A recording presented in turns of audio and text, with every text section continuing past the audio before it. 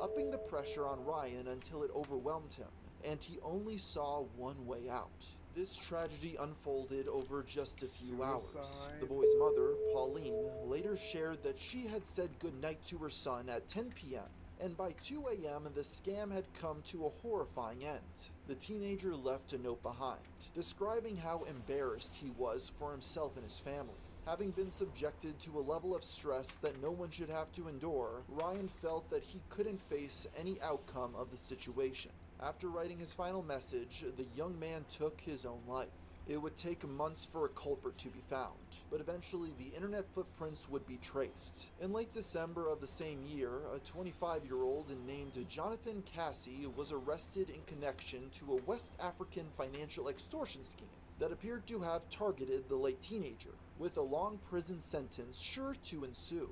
This was just one of many sextortion cases plaguing the US. The FBI reported over 18,000 related complaints in 2021, with losses in excess of $13 million.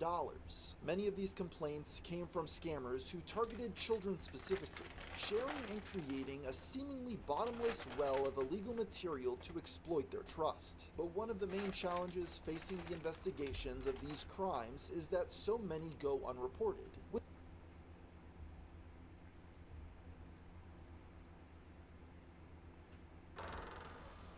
Thank you, Oompaville, for the excellent customer stream. I've liked and sub to your channel.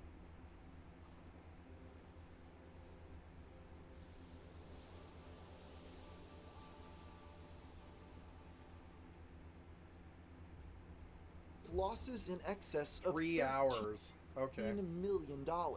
Many of these complaints came from scammers who targeted children specifically, sharing and creating a seemingly bottomless well of illegal material to exploit their trust. But one of the main challenges facing the investigations of these crimes is that so many go unreported, with the victims choosing to endure the fear and shame in silence. The more drastic responses to being scammed, like what happened to Ryan last, is more common in teenagers because of their still developing brains. According to specialist Dr. Scott Hadlad, it can be difficult for the young victims of an extortion scam to see past the threat, to a point where the release of a nude photo would not have permanent ramifications on their social and personal lives. Hadlad stated that the best way for parents to help their children avoid the scams was to warn them without shame. When a young person is caught in what feels like a life-ruining moment, they need to know that they can talk to someone without facing further shame and justice. The more awareness that these scams get, the less power they can hold over the vulnerable people they target. But this is only the first of many Snapchat stories that we'll be discussing today.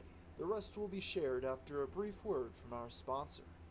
Today's video is sponsored by my own company, 1UP, the definitive all-in-one face cream. To explain why I created this product, let's rewind back 2 years when I was created a face cream product, but found that the skincare industry was extremely confusing, with companies trying to upsell you with dozens of products. Not only was using all this expensive, but also time-consuming, which made me wonder why couldn't all of the best ingredients be put into one bottle that I can apply to my face once a day and then get on with my life. Surprisingly, what I was looking for didn't really seem to exist, so I assembled a team to design the product I am now holding, which I'm quite proud of. This cream packs quite a punch and includes a plethora of ingredients to moisturize, boost, strengthen, protect, and tone your skin. So if you're looking for a straightforward way to self-improve and help your skin for decades to come, I suggest clicking the link down below and trying it for yourself. And if you use my promo code GFM at checkout, you'll receive free shipping on your order. In June of 2022, when realtor Chloe Kroll met a man on Snapchat, their conversation began casually, but one day he made a surprising request. He asked if Chloe could send him $1,000, which he claimed he would be able to flip into a much larger amount. Although she later admitted that she found the request sketchy, Chloe agreed to send just $100 to start, warning her new friend that she would come find him if he tried to pull anything. Her suspicions were soon confirmed. Immediately after the man received the money, he blocked Chloe on all of social media and disappeared. But rather than sit with the loss, the woman decided to follow through on her warning and began to do a deep dive into social media Hey, to I got track 400 down mil. whoever was behind the account. I made another 400 mil while I was like sleeping. Or whatever it was. No, I made like 150 mil while I was sleeping, yeah. Scammed her. Her search lasted deep into the night, and she eventually came across people who knew the criminal. All of them backed him up and tried to push Chloe off his trail, but she continued to dig. Eventually, she was able to track down a person who knew her scammer's surname, which led her to his extended family's online profiles. Searching through these mysterious relatives, she was soon able to get her hands on addresses and a phone number, which she used to reach out to a still unnamed relative of her scammer. This person, who kept her connection to the man private, told Chloe that their mutual contact had been stealing from everyone, including family, and that she had received messages about this behavior before.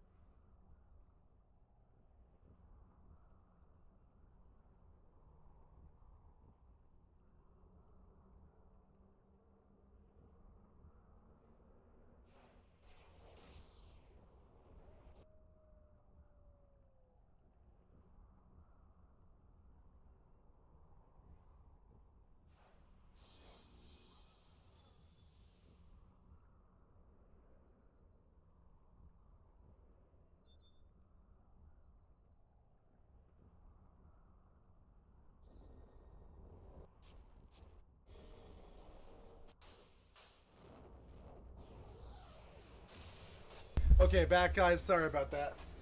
Had to go grab dinner.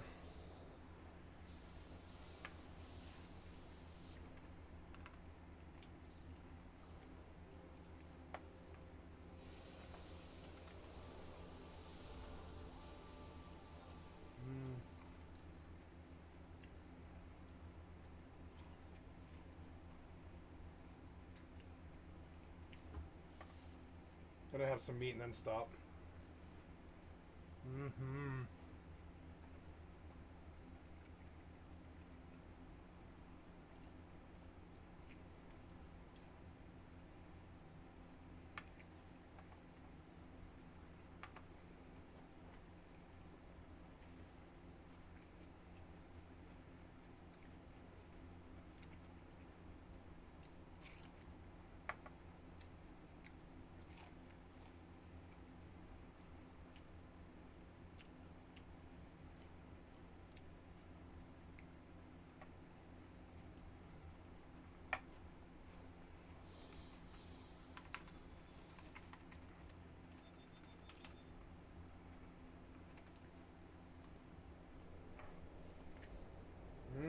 Dinner.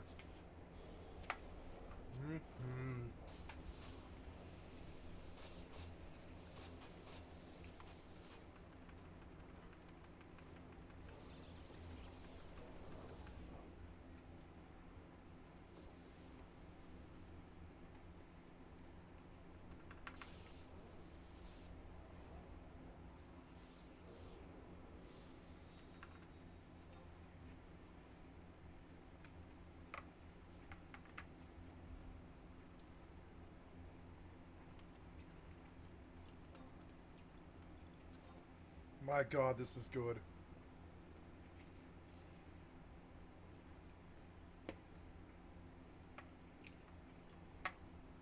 Can't stop eating it.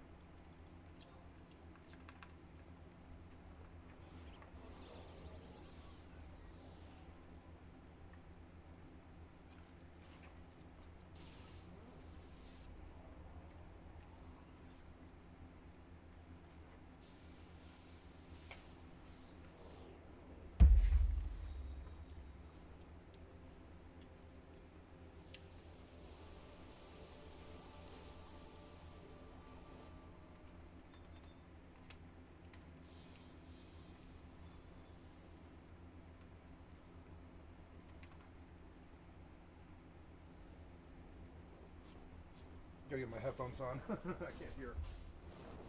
The sound actually kind of matters.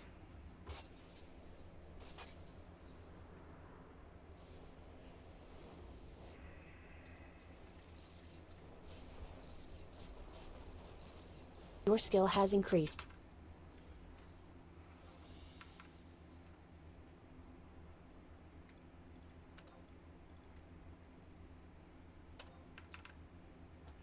My God, this was good.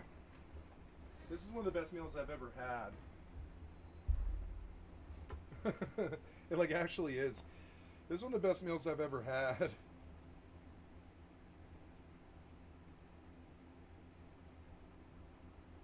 This is one of the best meals I've ever had. Thank you. The corn was inspired.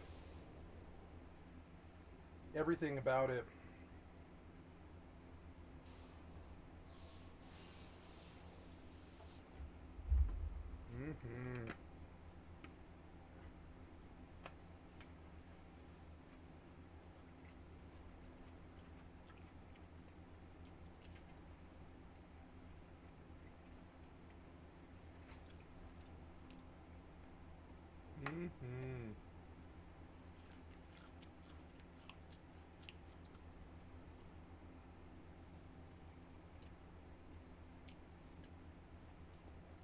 Oh my God, the corn is so good.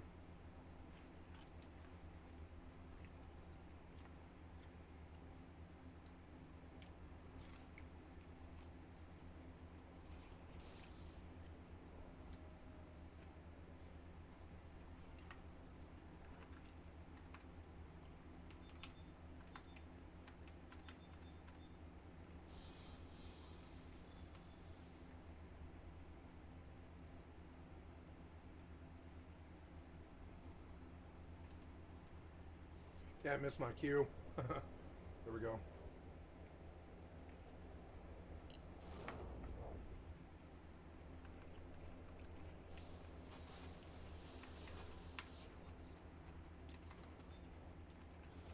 Your skill has increased.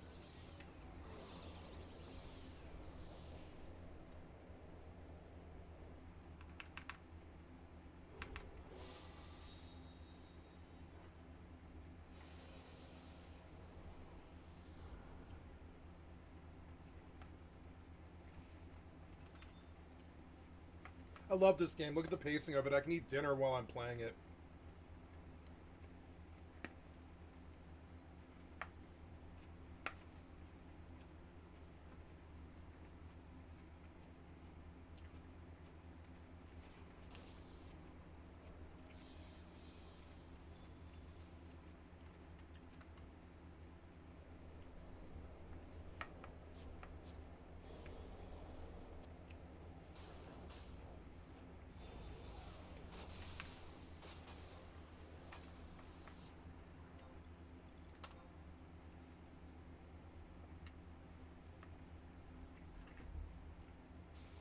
Chloe shared her plan to confront the man and retrieve her money, and his relative told her exactly where he would be. The real estate agent went directly to the scammer's front door, but when she knocked, his mother was the one who answered. As soon as Chloe introduced herself and explained the situation, the older woman started to scream for her son, who came to the front door and was shocked to find his victim standing there.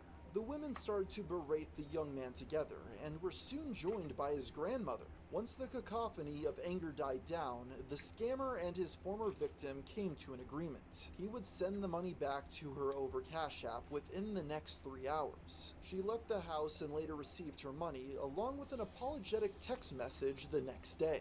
Chloe later shared her story with the world through TikTok, accumulating over 278,000 views and leaving many viewers impressed by her amateur detective work.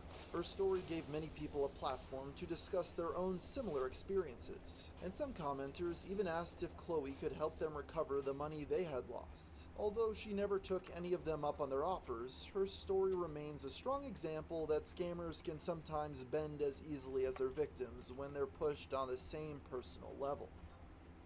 Ever since its release to the general public in 2006, Facebook has been one of the most popular social media sites in the world. Even with the rise of competitors, Mark Zuckerberg's platform still holds the crown, hosting billions of users every month. In recent years, though, it has received a bit of a stigma as a space primarily used for boomers. Seeing as this is a demographic well known for being susceptible to scams, it should not come as a shock that Facebook has become a popular breeding ground for malicious users. This leads us to their marketplace platform, a space where people can buy and sell used items within their community. Unfortunately, this also is one of the easiest systems to exploit by scammers, seeing as anyone can create a listing for an item even if they don't own it. This is exactly what happened in June of 2023, when a Samsung washer and dryer set was put up for sale for the low price of $250.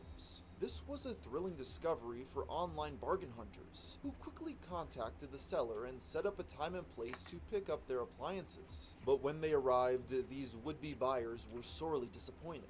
The woman who answered the door, Katie Bennett, stated that she had no idea what they were talking about.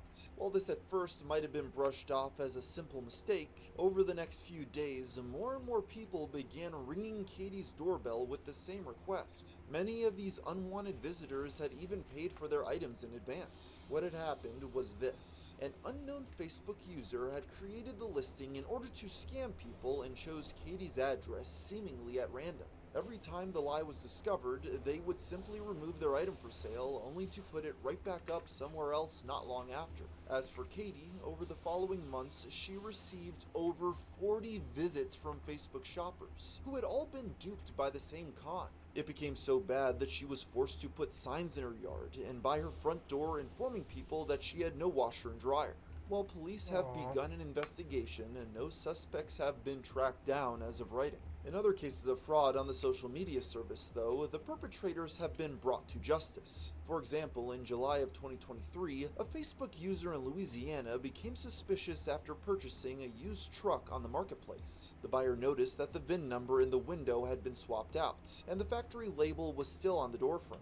Upon further investigation, they also discovered another very similar truck for sale in the area. All of this evidence led to the customer alerting authorities that the vehicle was stolen. After this discovery, police quickly set to work on a sting operation to catch those responsible. They contacted the sellers of the second truck and arranged a time to purchase it. 2 people ended up being arrested for the crime: Gabrielle Rostrin and Elvis Munoz. In fact, Rostrin herself had actually been arrested in Texas earlier that year for a very similar crime, and she had been attempting to sell her stolen vehicles out of the state to avoid. That was one of the best further meals I've detection. ever had. The duo were indicted on Hands charges down. such as theft and injuring public Oh my records. God. But items aren't the only things being falsely advertised on Facebook. In 2023, a woman by the name of Rebecca Webster was searching the internet for potential summer vacation destinations. What needs to be understood is that Rebecca was confined to a wheelchair, and thus required a spot that was able to accommodate her needs. After scouring the internet, she finally stumbled upon a listing which was advertised in a Facebook group for disabled-friendly vacations. On the surface, what she found seemed perfect: a luxurious villa located in France that was completely wheelchair accessible. The woman quickly contacted the man who had made the listing, identified only as James, and expressed interest in renting the villa for her family. The two hit it off quite well, as James went into great detail talking about how he had personally renovated the entire home for the benefit of his mother, who suffered from multiple sclerosis. After a few days of this correspondence, Rebecca felt comfortable enough to work with James, transferring him a down payment of £370. But Rebecca then started to become suspicious around a week later when she began seeing rumblings in the Facebook group.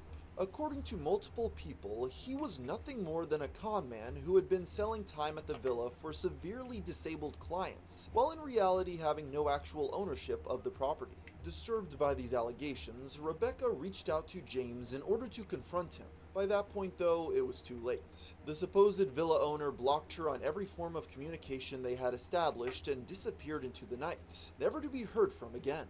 The disabled woman was left with no legal recourse to reclaim her lost money, with her only option being to speak with various news sources in order to make sure James was unable to scam anyone else. A spokesperson for the social media site expressed their sympathies for the Webster family and claimed that James' account had been terminated. Abraham Mohammed, better known by his online moniker It's Slicker, is an Arabic Twitch streamer from the United Kingdom. Slicker. Originally Gaining popularity through appearing on live streams hosted by the Austin Show on Twitch, Slicker managed to accrue his own dedicated fan base during the year of 2019, amassing just under 200,000 followers on the platform. Commonly streaming games such as CSGO, as well as just chatting, he'd continue to keep building an online presence, eventually reaching 430,000 That's what I'm doing. by 2022. Hi guys, I But just while ate my things dinner in looked front of great you. On the outside, I love you. Abraham would eventually find himself in hot water with both fans and peers alike.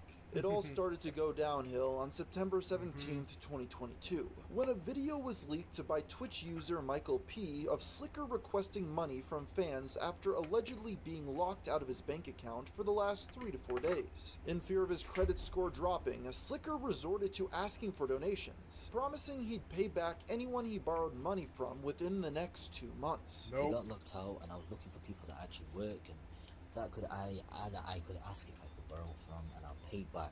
Genuinely, give me 2 months and I can pay back. The video would then be reposted to the livestream fail subreddit by the user Days End at Dusk, where it would immediately gain even more attention.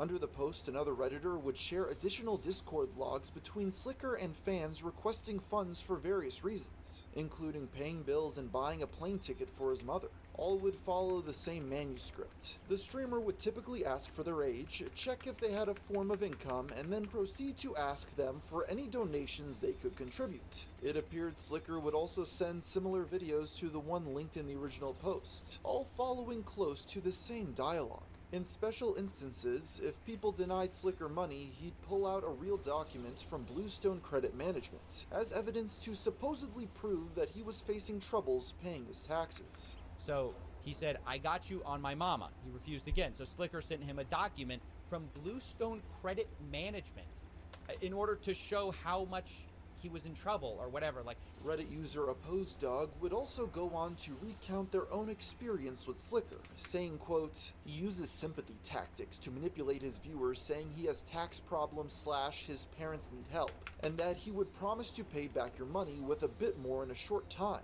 He still hasn't paid people back. At this point, I doubt he cares, as he's stolen a lot of money, roughly 100 to 200K. Following the release of the Reddit post, multiple big Twitch creators stepped forward to share their account of being scammed by him, including the likes of Ludwig, Trainwrecks, and Just a Minx.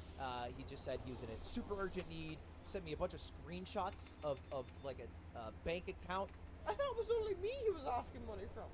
With all this information finally coming to light, it begged the question, where was the money that Abraham collected from these victims going? Well, people wouldn't have to wait too long to get their answer. My God, on that meal September was 18th, good. 2022, Slicker would go live on Twitch to address the allegations made against him. But instead of denying the claims, he instead admitted to scamming money from streamers and fans to fund his crippling gambling addiction, which began with CSGO skins, and eventually evolved into actual money, getting to the point where he gambled away all of his Twitch earnings. Slicker's original intention was to use the money he collected to wager more and pay off further debts.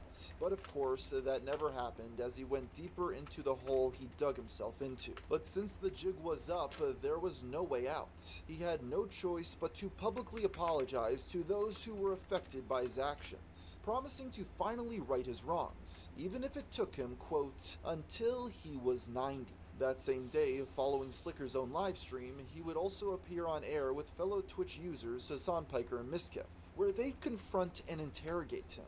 This is where it was brought to light that one of the more notable victims revealed by the original logs who allegedly sent Slicker over $7,000 was someone who was going through chemo treatment. Even with this stunning display of generosity, Abraham still proceeded to press this individual for more and more money, despite knowing their cancer diagnosis. Did Slicker pay you back? No. No. How much does he owe you? I have 7K, I think.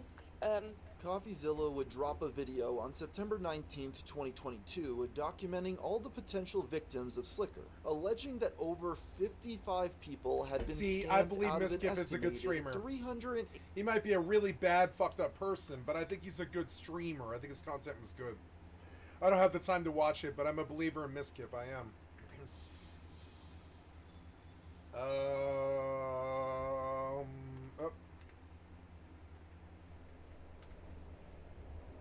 84,000. But thankfully, this story does have a happy ending, as all the victims of the gambling addicted streamer would be paid back what they were rightfully owed thanks to Ludwig and XQC. Why can't I sit Slicker's down? actions Sit down, would damn also have a ripple effect across Twitch as a whole, as not too long after these events unfolded, the platform officially banned the streaming of unlicensed gambling sites, Gotta wash my specifically hands. those that dealt in cryptocurrency. But this is unfortunately only one of many nefarious schemes Twitch streamers have come up with over the years. Aiden Ross is among the most notable and controversial streamers of the last few years, receiving multiple bans on Twitch and being part of the first wave of major online personalities to move to Kick. He's no doubt a key player in the streaming space in spite of his less than stellar reputation. While originally considered a brand risk by Kick upon first signing to the platform, he'd go on to shatter their user numbers, amassing an audience of over 300,000 at the peak of one of his broadcasts. Streaming records aside though, Aiden also hasn't been shy about his interest in cryptocurrency, with his Ethereum wallet having seen well over $35 million in assets pass through it. But a look through the history of where this money came from reveals some dubious sources. The controversy we'll look into today first ignited when Aiden did a sponsored stream on May 26, 2021, promoting a coin known as MILF token to his, at the time, 75,000 live viewers, with the subsequent now deleted tweet being made announcing a giveaway of $10,000 worth of the coins to one lucky viewer. However, following the campaign, the cryptocurrency's value would plummet by a staggering 94% in just a few short days. To make matters worse, Ross would go on to make light of the situation live on air. Chat, by the way, that MILF token shit I did a while back, I already told you guys, don't buy that shit. I got paid a bag to do that shit. I got bitten bad on I that don't give shit. How many of you guys actually bought it? Scrub. Following the allegations of being involved in a potential pump and dump scheme, Aiden sure would you later were. be interviewed on the H3 podcast, where he'd shed some light on the situation. While he did admit to being paid roughly $200,000 to promote the coin, he defended himself by referring to the promotion as a really, really bad promo. So bad, in fact, that the token's price significantly dropped, claiming that if it was intended as a pump and dump, it didn't work. Later on, though, the YouTube crypto scam sleuth CoffeeZilla would soon reveal a crucial insight that would cripple Aiden's defense. He argued that the impact of the MILF token promotion was more about the trading volume rather than the coin's price, benefiting those who wanted to exit their positions. On the day Aiden did the sponsorship, the token saw $19 million more in trading volume. In other words, the plan worked perfectly in allowing certain individuals to profit. This incident happened in the wake of a growing trend of influencers engaging in cryptocurrency schemes on platforms like Twitch and YouTube, with other examples including Save the Kids token, backed by the likes of RiceGum and former FaZe Clan members, and Logan Paul's infamous Crypto Zoo. But cryptocurrency is not the last of many methods that certain streamers have used to wring money out of their unsuspecting audiences.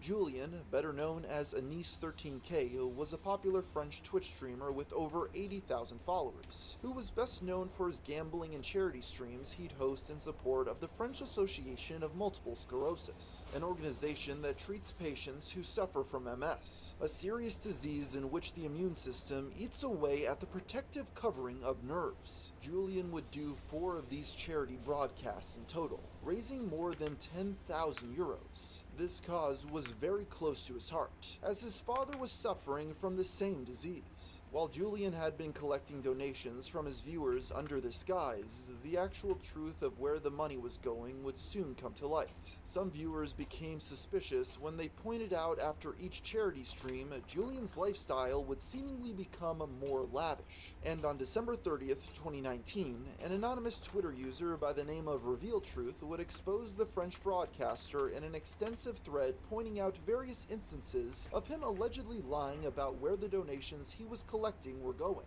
More notably, the user would share a recording of a call with the AFSEP, in which they revealed that they never received anything from Anis13K. In the same thread, they would share a tweet made by Julien claiming that as of 2019, at least 5,000 euros was raised and donated to the charity, sharing screenshots of the organization's donation page as proof. But Reveal Truth would point out the fact that the actual amount donated was never actually shown. To many onlookers, this was definitive proof that none of the supposed money ever reached its intended destination. Faced with an overwhelming amount of evidence against him, Julien would take to Twitch on January 2nd, 2020, where he admitted his guilt and explained the reasons behind his actions. During the 26-minute broadcast, he confessed that he had not made the right decision, and that while at first he didn't have any ulterior motives, envy of other successful streamers had driven him to misuse the donations. In other words, Julien expressed his regret by saying, "The first year when I organized a charity marathon, I did it without any ulterior motives. I really wanted to donate the money to the association, but besides that I had trouble with money. Tax problems, credit problems. When this amount of money came in, it crossed my mind and I didn't make the right choice. The following year, I did the same. I saw the other streamers' progress on Twitch. They had crazy gear and everything, and I wasn't jealous, but I was envious." He additionally noted that since the time of the post coming out, he'd made contact with AFSEP in an attempt to make amends and find a way to finally pay them their dues. President of the organization, Jocelyn Nouvegier, who was made aware of the scandal just a few days after Julien's confession, would comment publicly on the matter. She stated she felt embarrassed about the whole thing and was currently weighing the pros and cons when it comes to prosecution. While admitting that Julien made contact with her, she still had doubts that he'd actually follow through on his promise of repaying the organization. The same day, the official AFSEP Twitter account would also comment publicly. "Thank you to the entire Twitch community for supporting us with a Nice 13K. Oh my We god, know I'm gonna that get a this level in no in way this represents the goodwill of French streamers. Thank you from the bottom of my French heart, streamers for from the the motherfucking volunteers win. of the Yep. association, as well as from I like all our SQC, I like the French community. I have Strength a good to close you. French friend The that I don't details see become anymore. a little murky after the events of the Shout out to scandal. Patrick. While Anise 13K was banned on Twitch just 4 days after he admitted his guilt, he'd still continue to stream on other platforms like YouTube occasionally, before stopping in early 2022 and privating all of his content. Darren Watkins Jr., better known online by his persona, iShowSpeed, needs almost no introduction, boasting over 20 million subscribers and being the largest streamer across all of YouTube. He's made quite a name for himself on the internet, to the point where most people in the online space are aware of his existence even if they don't watch his content. Infamous for his melodramatic rages and freakouts, he has also been no stranger to controversy throughout his relatively short time in the spotlight. On November 16, 2022, Speed would do a sponsored stream dedicated to promoting the crypto and NFT project known as Paradox Metaverse, a blockchain-based video game. Some viewers immediately became suspicious when they saw the campaign was backed by individuals such as Emio Talio and Faisal Tariq, crypto enthusiasts previously accused and criticized for allegedly shady business practices. To make the story even stranger, this broadcast was originally promoted by Speed as the live stream where he'd finally meet his idol, world-renowned soccer player Cristiano Ronaldo. But when viewers tuned in, Speed's guest turned out to be a Ronaldo lookalike wearing a shirt promoting Paradox. Viewers quickly became furious with Speed after being misled, and began to spam that he was a scammer and a sellout in the live chat. In an attempt to remedy the situation, the young streamer would temporarily mute his mic while he tried to figure out his next steps. Unbeknownst to him though, the microphone had not actually been shut off. While Speed would later try to delete the stream VOD and any associated clips, the damage had already been done.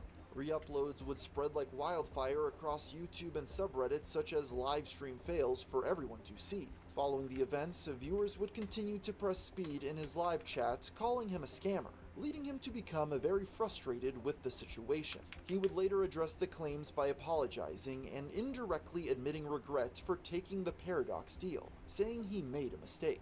Some viewers chose to forgive Darren for his actions in this situation, seeing as he was only 17 years old at the time. But many others claimed that his age was irrelevant. At his size, he had a responsibility to use his platform ethically.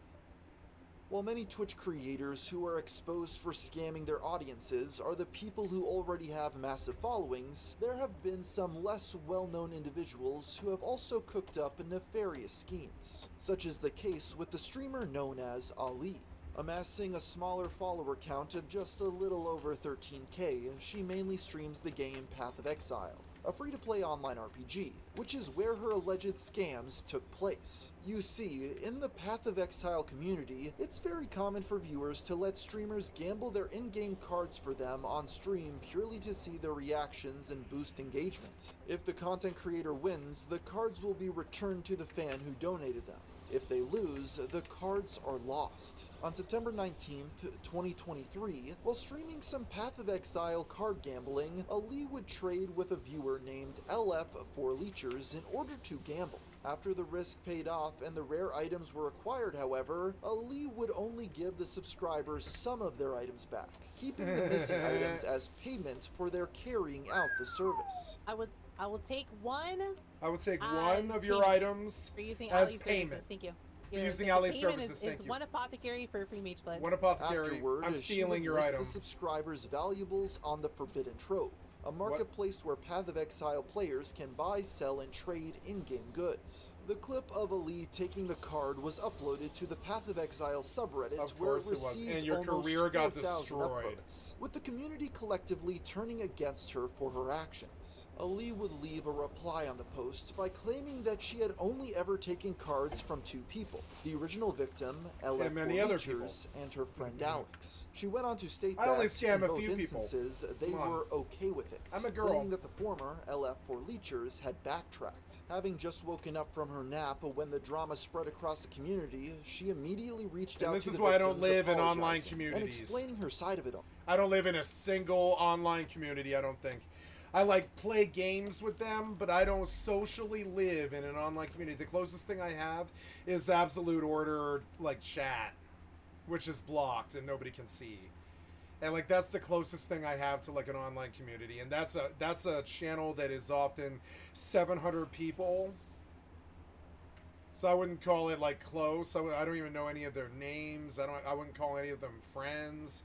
I don't talk to any of them more than any of the others or anything like that. And I think that's great, but I don't go looking for online communities for friendship. I don't really feel like I need that. You know, I did. I think I did when I was younger, but now I'm like, eh. I have a good co-op thing going on with Bagon.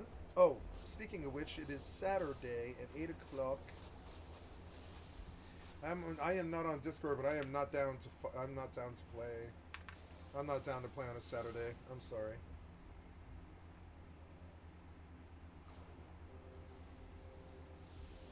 I am not down to play.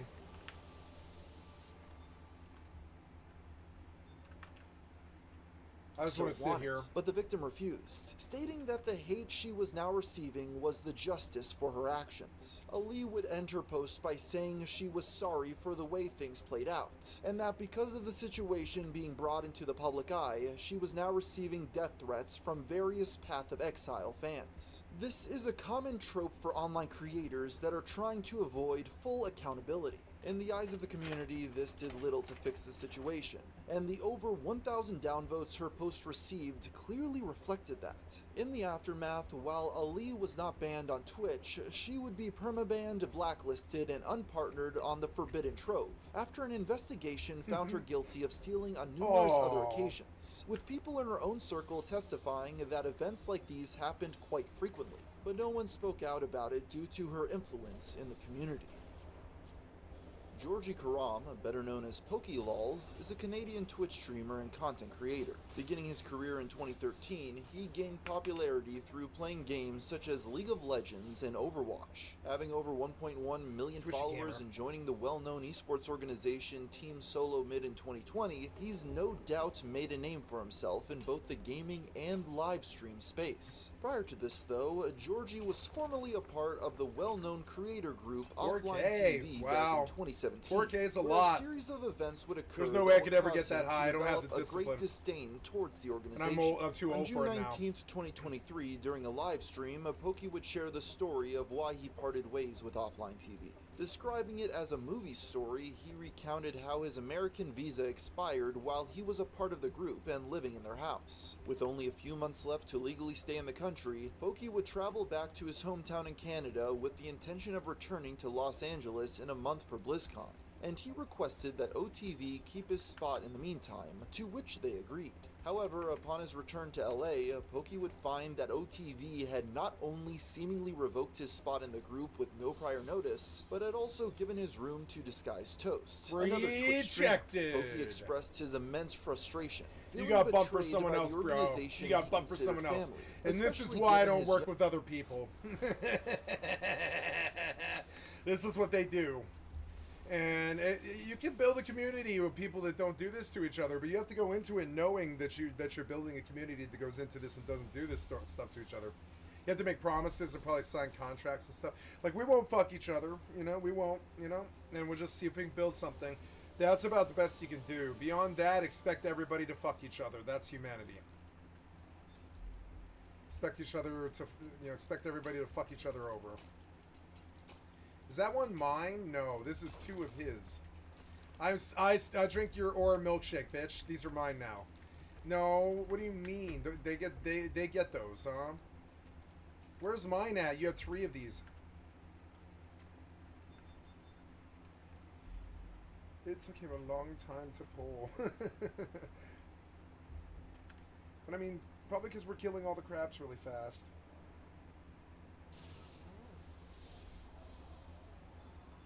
Okay, here we go.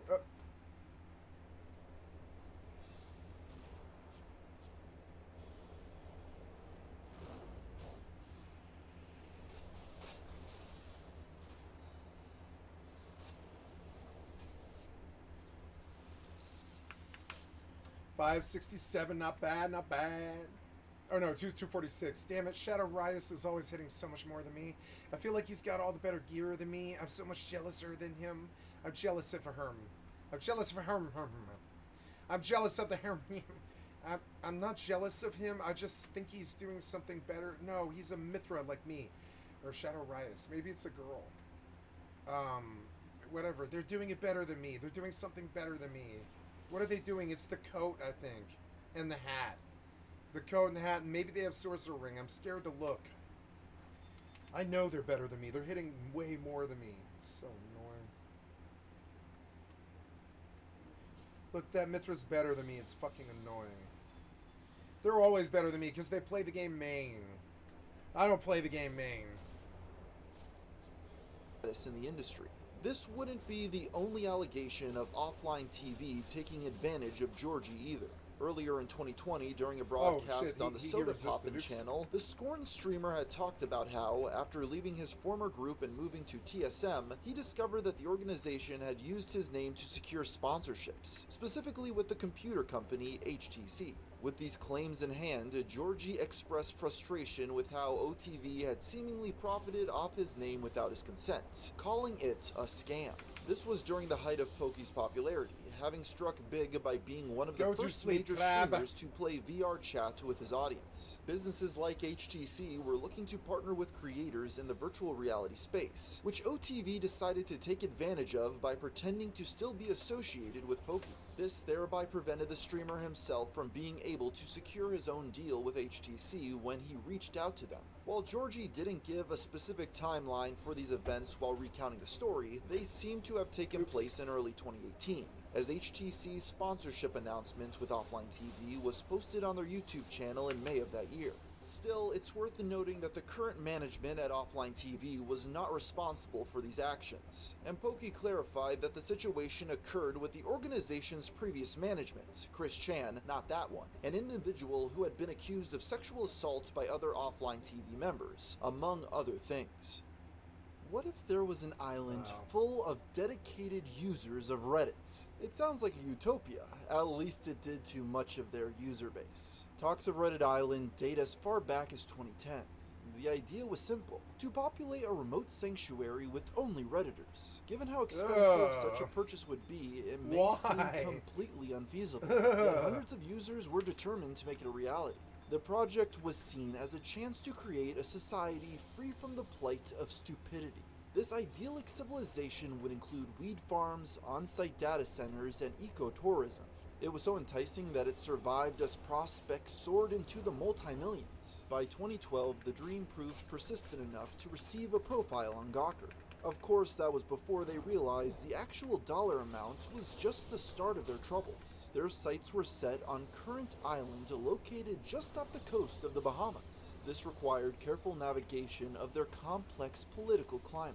Mark Wells, the self-appointed leader, was unable to handle that responsibility. He would end up having to profusely apologize to get another phone call, only to be rejected once more. The author surmises, there are few places on Earth I could imagine wanting to spend time less than a remote island populated solely by hundreds of hardcore users of the social news site Reddit. Forget the island, dude, launch a startup.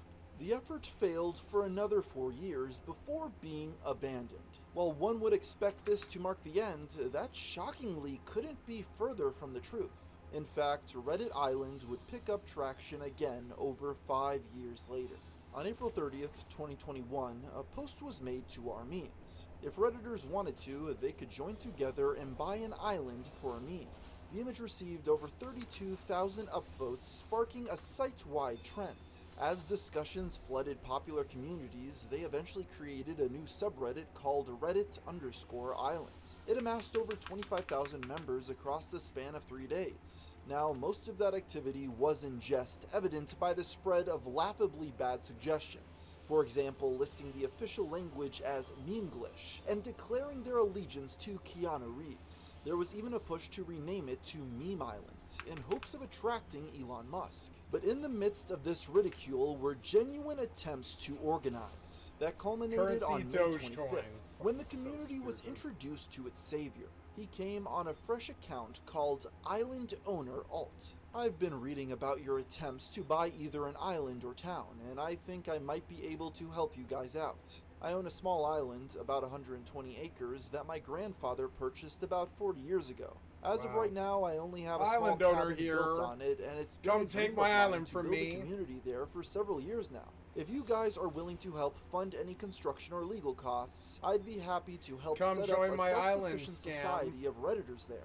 Please DM me if you're interested, mods. Immediately, the stranger was given moderator status and labeled an Immediately, he official was board given member. king. The sub was jammed with people hailing him as a Moderator messiah. status. That heightened after he made a second post affirming it would happen. He revealed that it would be located off Cuba and outlined a variety of investments necessary for the project. If anyone would like to chip in with the costs, my PayPal is as follows. Any amount is much appreciated. Donors will have their usernames Increased. engraved on a plaque to commemorate their contributions. In total, the man received $700 in donations. Yes, I can use Though his Octave proposal Club was now. met with overwhelming support, there was reason for concern. He appeared reluctant to provide any Octave specific Club Black information. Mage. This forced the community to craft plans off speculation alone. The most popular theory named the island Cayo Rabi Horcado. It was covered in trees which would have to be cut down. This became the foundation for a long list of issues that were to be addressed early on. Unfortunately for them, the plan would never get that far. Initially, the island owner was able to quell fears by posting beach photos to his profile. They were unique and didn't appear anywhere else online, but that was only a temporary relief. To ensure he was telling the truth, they demanded to see proof. This led him to post a copy of the deed. It was convincing enough on its face to garner hundreds of upvotes. Yet upon scrutiny, several inconsistencies became apparent. The text was written in 2 languages, with the title in Spanish but the body in English. The latter was filled with spelling errors. The coordinates listed were off, leading to a random field in India. However, the smoking gun came from those familiar with the country's laws. He's asking for donations to PayPal, which is not approved for use in Cuba, so he's at least working with someone in the States. It is difficult to send money from the States to Cuba. It has to be done via Western Union and must be It has picked to up be by done a by Cuban via national. Western Union. Western Union is not working And that's how anymore you know in it's a Cuba. scam. This is a scam.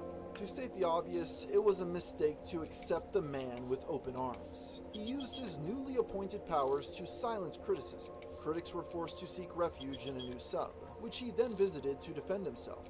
This lasted an entire day until the backlash finally caught the attention These of Reddit mods. idiots, He like, was try to unceremoniously publicize their banned fucking with the decision made known in fights. a PSA. It's so They called dumb. for anyone who I saw donated behavior like to this file back in chargebacks. 2004. The next day, a Like these Reddit idiots like sit on YouTube and they talk about their little flame wars like it was some kind of like national news event, but no, it's a bunch of idiot fucking internet people sitting there for months and months, if not years and years, just talking shit and talking lies and talking bullshit to each other and trying to sell each other things and just taking advantage of each other.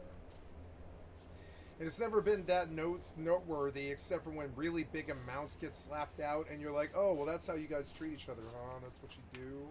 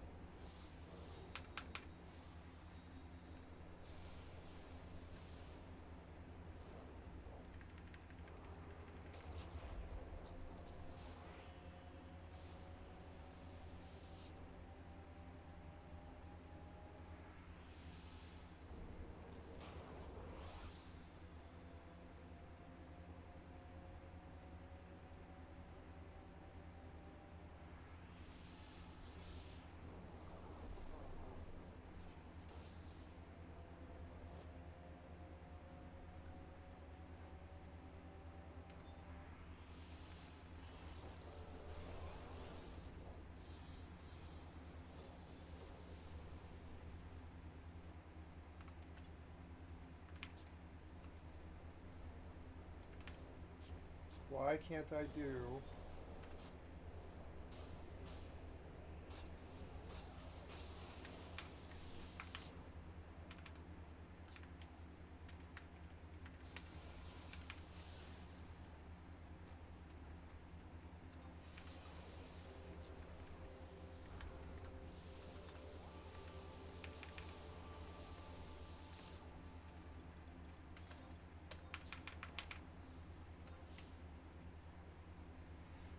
I got Octave Club on my Black Mage really fucking fast. And now I want to just go level Red Mage now. When I leave this party, I'm gonna go level Red Mage. But I mean, I'll take the Black Mage XP. It's really good. 63 level, like I have a level 63 Black Mage. I'm getting up there too. I'm gonna cap every goddamn job. I'm gonna do what I did on Fenrir, and I'm just gonna fucking cap every job. I don't care. And then when Ballista comes around or whatever, not Ballista, but Besiege comes around, I'll have something to do, like all the time with Final Fantasy 11.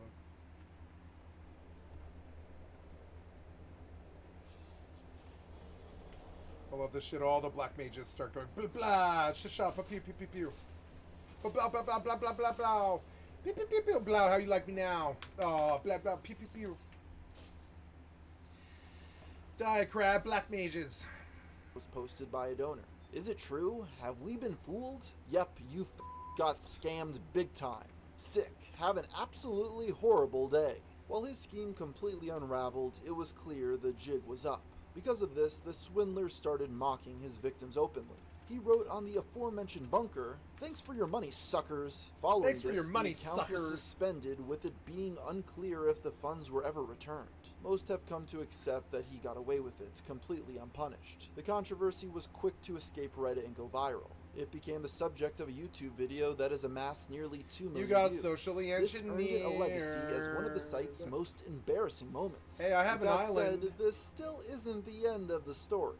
A year later, one of the original planners returned after almost a decade. His name was Crypto Don, and he'd spent the Crypto past 5 years in Don. prison. He That claimed it sounds, was for trying to creditable. create a free society in the Republic of Honduras. Free now that he was society free, in the he Republic intended of to revive Honduras. Reddit Island as a nation run on cryptocurrency. It was described as a libertarian approach, with bizarre plans to set up an oil rig. That discussion continues Oil to this rig. day, with later ideas including a television deal to provide residents Let's all a source dream of for income. 10 years Even on the with official forums. endorsements from the board, it's been met with mixed reception. There aren't many hopes left to dash, with the sub losing 8,000 members since the island owner incident. Though it's unclear if this effort is earnest, given its decade-long Reddit failure, Island. most have come to view Reddit Island as a bygone dream. Yeah, I One of wouldn't live there Reddit's if there was most popular Redditors there. communities is I wouldn't Ask live Me there. Anything, abbreviated as IAMA. While the most famous are celebrities, it allows anyone to take questions from the World Wide Web. That was the case on December 9th, 2016, when a user named Craftistic shared his story. The man explained that he'd recently been evicted and was now homeless. This left him stranded in the streets of Calgary, where the winter hit depths of negative 25 degrees. I have no family, so I'll likely be calling a shelter. I've been out searching for days for work. The sympathetic tale went viral as the thread was flooded with support. Those from the area offered food and clothing, while others sent upwards of $150 directly. They even set up a GoFundMe which raised over $300. It was a rare display of generosity amongst strangers. So much so that the story made local headlines to celebrate goodwill amidst What? the holidays. But But you got socially engineered by a rich man, didn't you? I bet you did. And he wanted money for drugs, didn't he? That's the humanity that I know. Let's see what it is. everything was as it seemed. The first hint of this came No, he was probably fine. He's probably a middle-class white boy who likes video games, right? after Craftistic declined a local job offer. He's talking about autistic, but he likes crafting. His excuse was that he wanted to stay closer to his parents, an odd response given that he previously said he had no family. Then they realized certain details didn't line up. In his original post, the man no family talked about his parents. claimed to sleep outside and warm up in shops. Well, I mean, he might be facing those problems, and maybe you did save him. You ever thought about that? You ever thought about maybe the help actually really helped him? He was able to go get, like, maybe a hotel room and do some drugs for a couple of days? For a couple of days, right? This is the humanity that I know. I can't even imagine what happened. I'm just pitching out what I think could have happened and see if I stuck any of it. Let's see. It's either a rich man and it's a troll, or it's a druggy middle-class white boy who likes video games. One of the two. That's my two guesses. Let's see if I nailed it.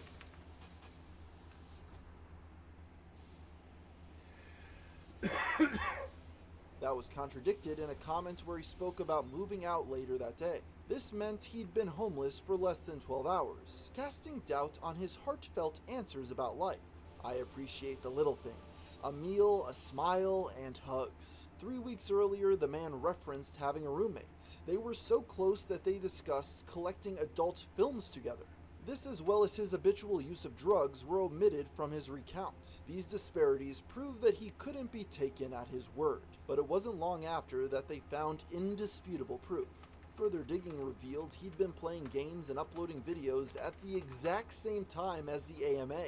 This revelation spread rapidly. Those hurt by his betrayal spammed it across the comments section. Rather than address the outrage, Craftistic silently deleted the post. He then ghosted donors entirely. The only update they received came a month later to promote a new fundraiser. When asked about his absence, he made vague claims of harassment. It was a pitiful attempt at denial. Yet, due to the site's short attention span, most were quick to forget about the ordeal. The scheme went unnoticed at large as the fraudster got off scot-free. That is, at least, until the efforts of Just Insane 207. The Redditor donated after relating to his own experience in Calgary. The ruse enraged him enough to leave 30 replies on the original thread. While most would have given up there, he continued for months, going so far as to harass the man's family.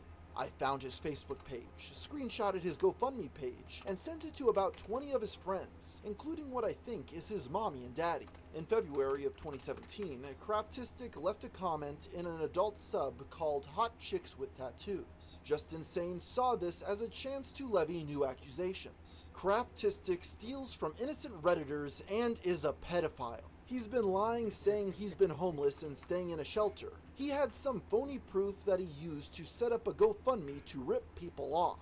To be clear, there appears to be no evidence the scammer abused minors. Regardless, it caused enough of a stir to be documented on drama subreddits. The sheer absurdity of this interaction led users to investigate further. Many came away feeling it was justified, having no sympathy for the con man. Others viewed it as an example of why these performative gestures were meaningless. I have no sympathy for people who get bilked out of donations to a fake homeless guy on Reddit. There are lots of homeless people you could actually help by donating your time or money to a local organization. But no, you blindly gave your money to some stranger who, big surprise, turned out to be a liar.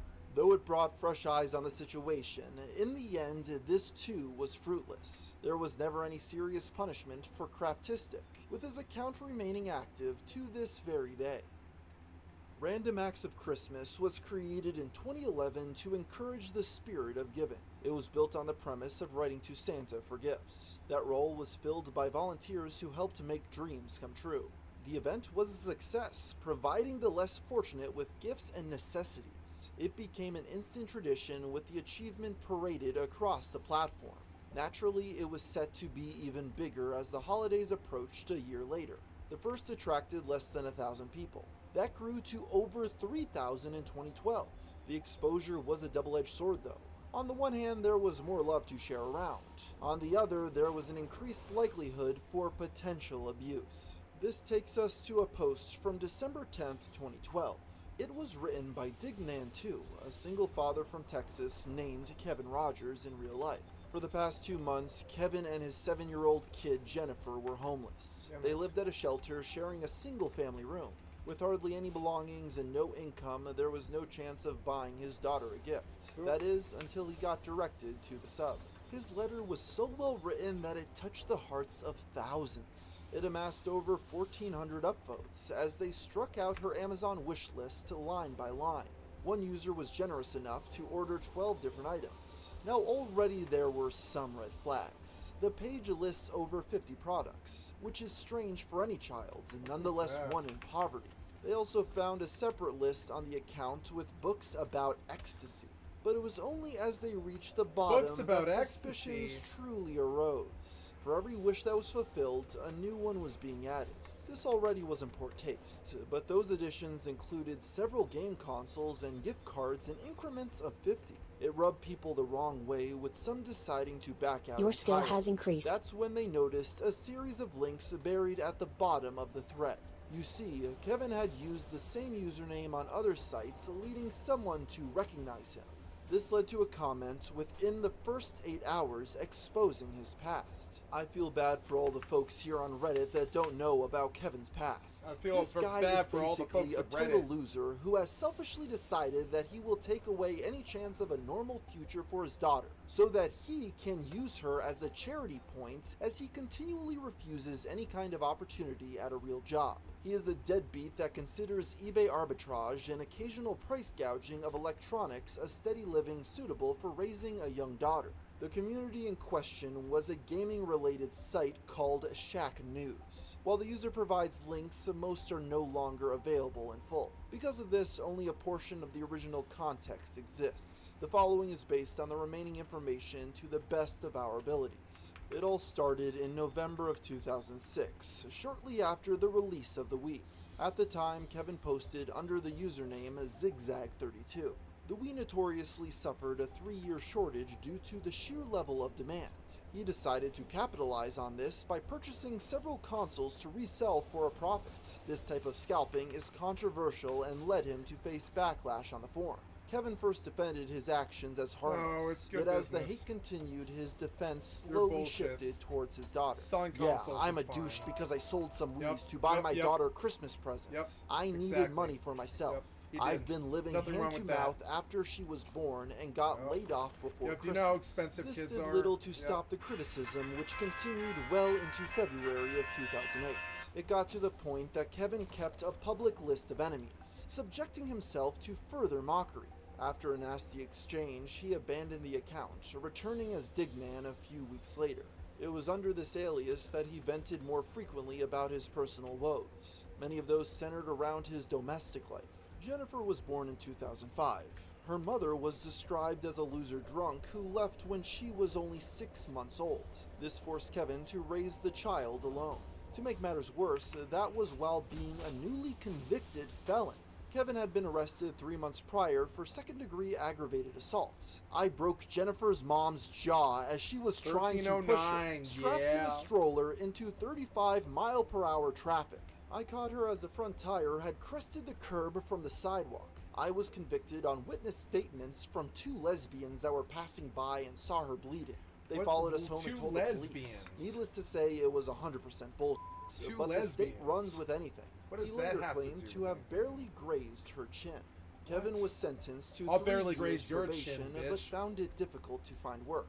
This ended up being the final push for him to become a full-time dad. They all staying talk with like his this. They parents all and talk living this off of dumb savings. bullshit. I Those swear to God. savings included a video game collection worth over 10 Go, go. grand, which he peeled away from for money.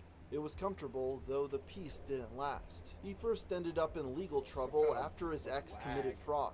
Her actions resulted in an investigation that prevented them from getting Medicaid. In spring of 2009, a warrant was put out for his arrest. He skipped a probation meeting to take care of his daughter while she was sick. This led him to receive a new parole officer who hated him. By then, the money was becoming tight, which was unfortunate given Jennifer's upcoming birthday. It was those hard times that marked the first time he reached out for help. He posted both his phone number and an address for a P.O. box. While this was received positively, that kindness eroded as more requests were made. Every time there was an explanation for why the issues in his life weren't his fault. It seemed beyond reason, which led them to scrutinize his posts. For example, Kevin claimed to have quit smoking once Jennifer was born.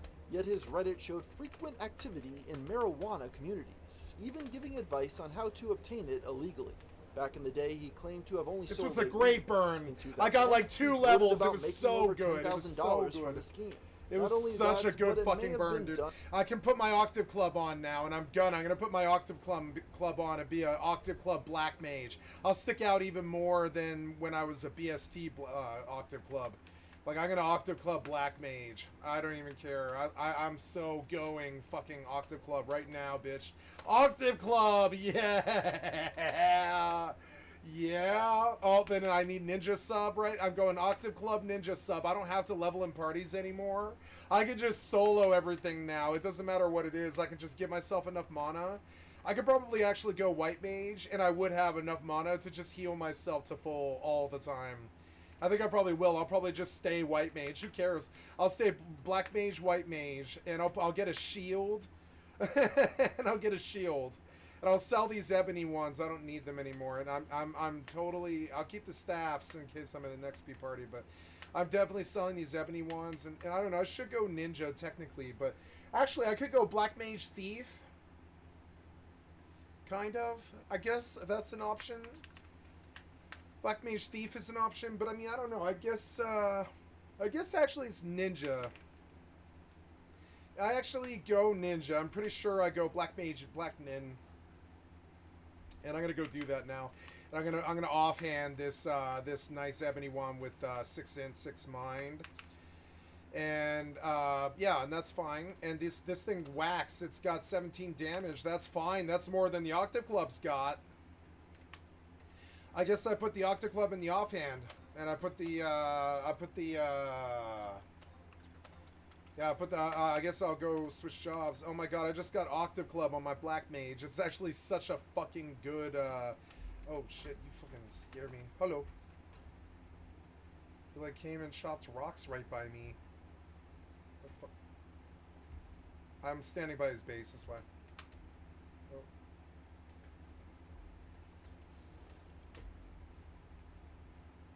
I don't live here, I'm just stealing your ore.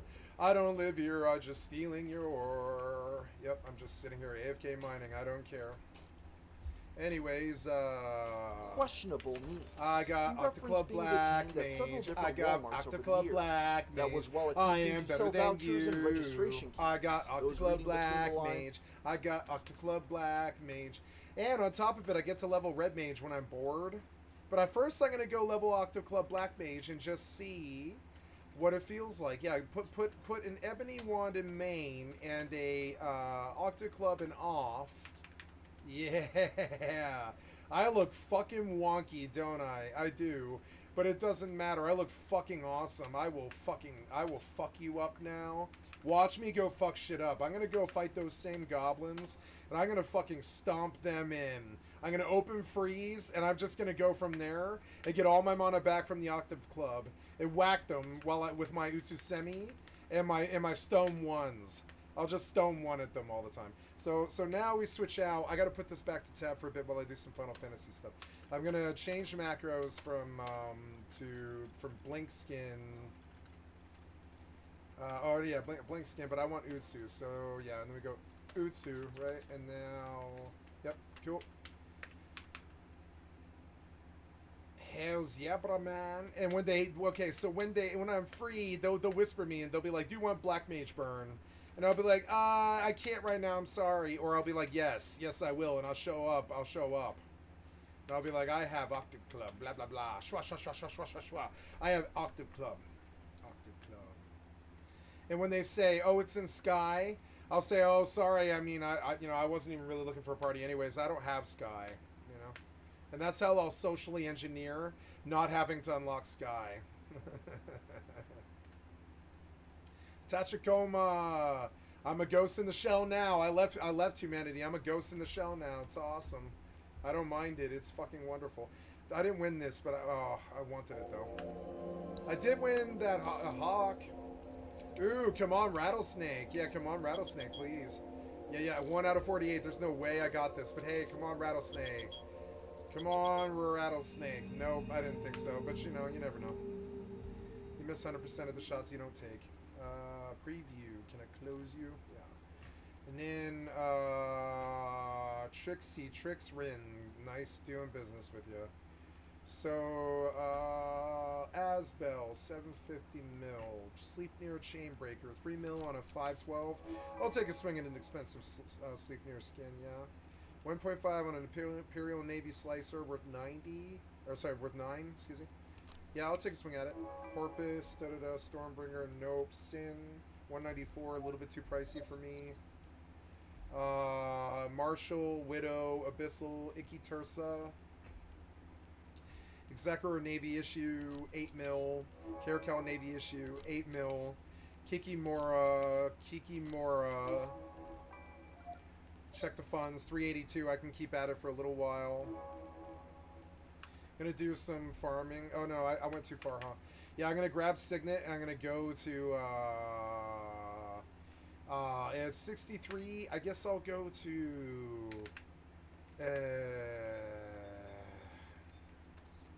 yeah, back to the goblins, I think, actually.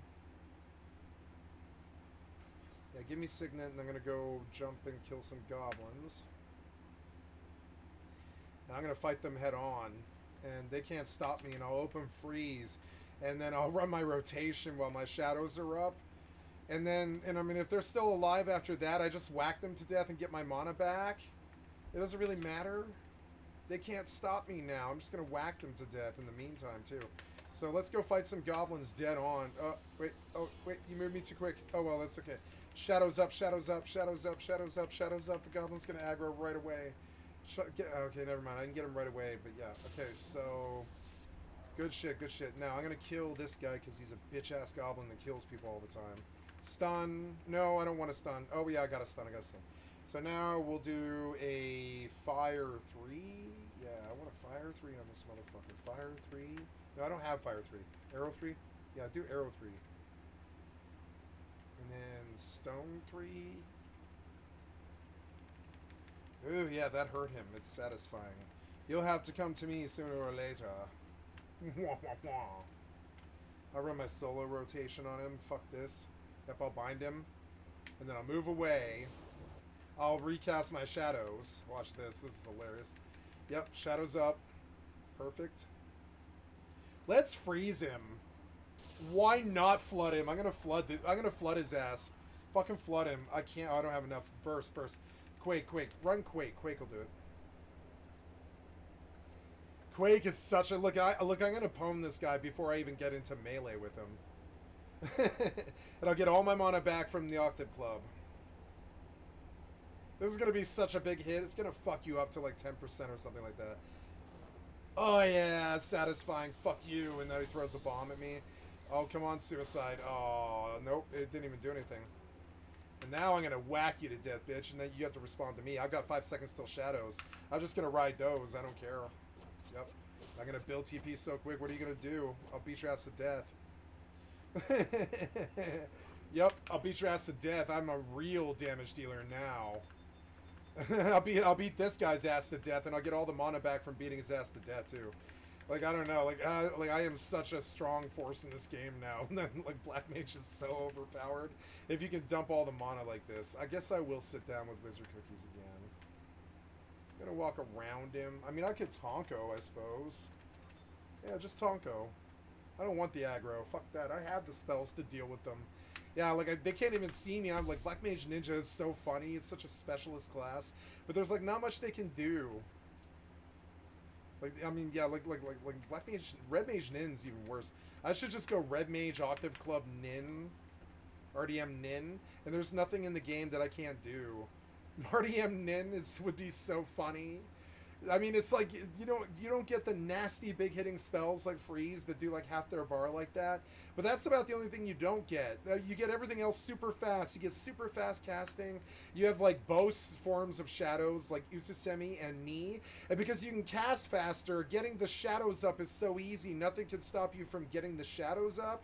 So and then you run like spell haste across the board with a Octave Club and a fucking what's it called what are they called? They're called a Vermilion Cloak, and the Vermilion Cloak refreshes your mana over time. The Octave Club turns you into a full-blown, ready-to-kill the entire game melee. Like, in its own right, you do more damage than the melee, and it pisses them off, too. And then, and at that point, you have so much mana between the Starlight from the weapon skills and the fucking mana gain from the fucking Vermilion Cloak that you're constantly full of mana. And you're a red mage, so you do have white, black, and time spells all at your access. White, black, and green, right? And so you're a red mage because you have it all. And you have white and black, and you have a bit of green, so you're like this weird color of red. And you're like crimson red, and you have all these spells like Cure 4 that only take like 1.5 seconds to cast because you're a red mage with all this spell haste gear.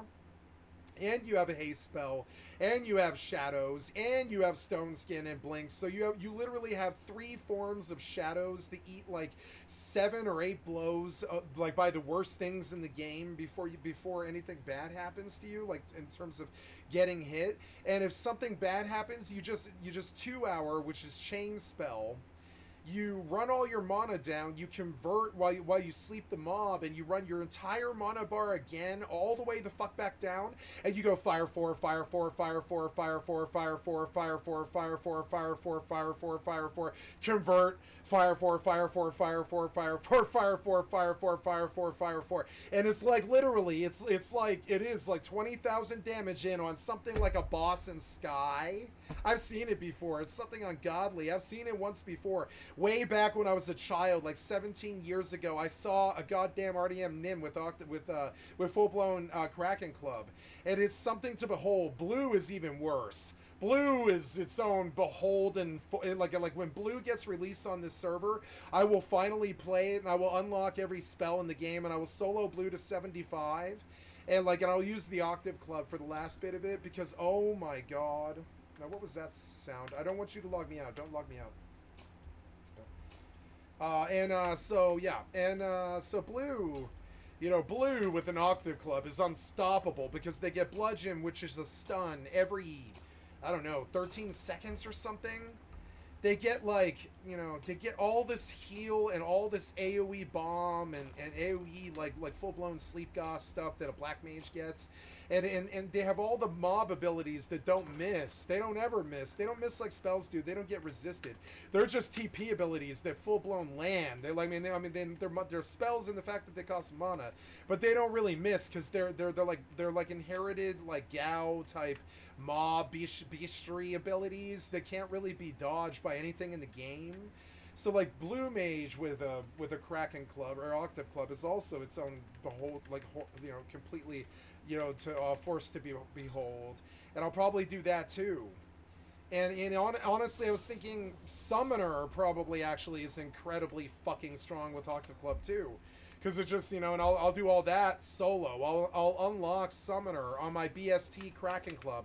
75 BST Nim with Kraken Club can't be stopped. It's got 5 fucking shadows.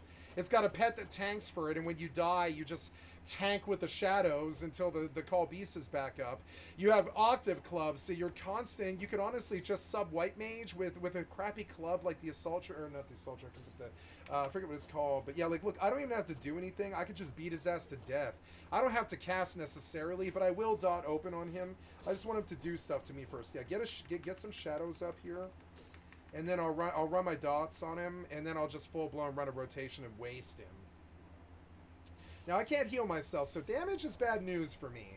I gotta really avoid it if I can, which is why I'm subbing in. I could just run now, but that stops me from beating him to death, and I will beat him to death. Like, I will just bludgeon him to death.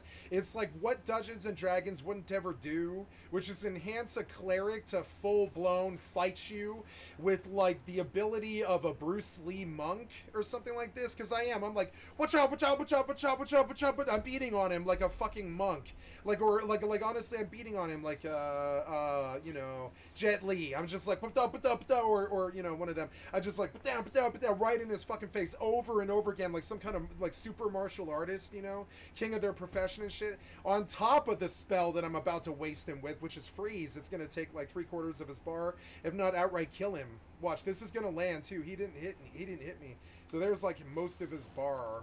So I'm gonna run some shadows. I'm gonna run Starlight to get some more mana, and I get to keep running my rotation on him. Yeah, like what, Starlight? Yeah, take Starlight. And then I just run the rotation on him, run the solo rotation on him. I gotta move it on my bar. The party ice can go over here. Now I want to take solo rotation. I don't know why you're not casting anything. What's the solo rotation right now? What? Okay, what? Okay, Arrow 3 is great. Stone 3 is great. Stone 3, Arrow 3, and then Blizzard 3. Right? Blizzard 3, I think. Blizzard 2, Blizzard 2, Thunder 2, And then again, Stone 2. Stone 2. We run the full gamut of solo rotation on them, and I open with it, but look, and I can just beat his ass to death, full blown beat him to death, full blown just beat his ass to death before the spells even go off. But I mean, like, yeah, you know, it's fun as hell. I really like doing that. I don't need to speed it up even. I don't need to use the cookies. I am terribly sorry, guys. I must go to the restroom, and so I will be back in just a couple of minutes here. I'm going to BRB.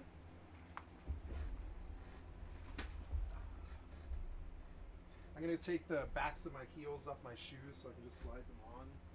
Or, I don't know, these shoes come on pretty easy. Okay. Headphones here.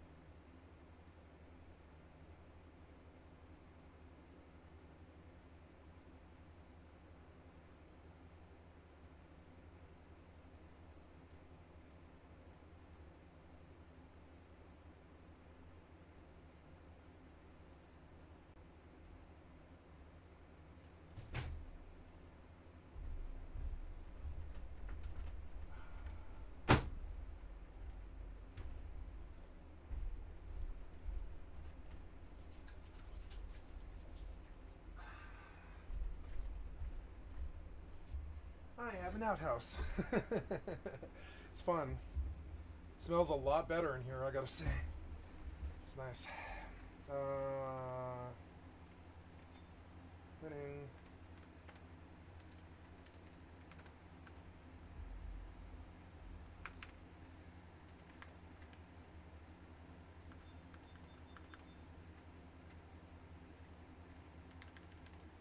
Oh no, this person. I must help thems. I will sleep god these mobs for you. But I need to find sleep god.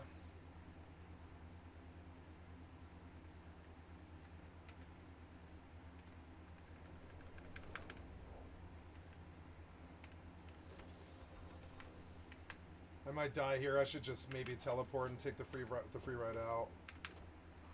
I'm gonna run the solo rotation now.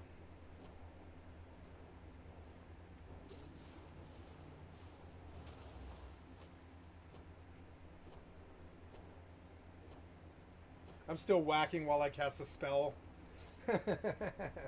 I have to, however, I have to drain.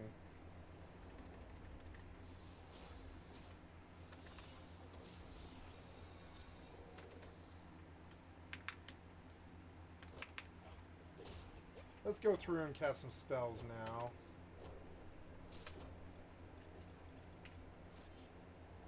Don't interrupt me. No. No, I must get shadows up. Shadows up. Shadows up. Shadows up. Shadows up. Nice. Okay. Kill this robber. I better cast Gauss spells if I intend to live, actually. Yeah.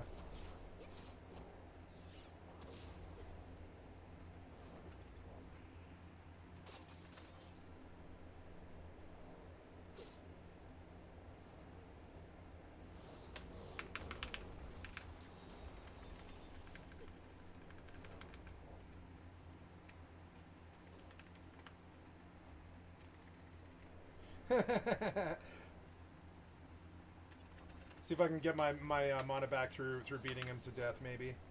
I have to get shadows up. Shadows. Fun to kill 2 of them. Look, I gotta kill 2 of them, guys. I killed 2 of them outright. Not planning or anything at all. I fucking stomped these goblins in now. I'm a different fucking class now. What do I do? I keep draining, right? Yeah, I keep draining. What do I do? I put, blind. I need to blind him is what I need to do. Yeah, blind this guy. Oh, has he got mana? I'm gonna Asper him. Yeah, he does. He's got mana. Oh, yeah, I fucked you up, bitch. So now what? No, now I want to stun you again. Stun him again. Stun him again. Okay, now I want to drain. Well, no, I better run a big spell on him. No, what I want to do is I want to sleep him. Yep.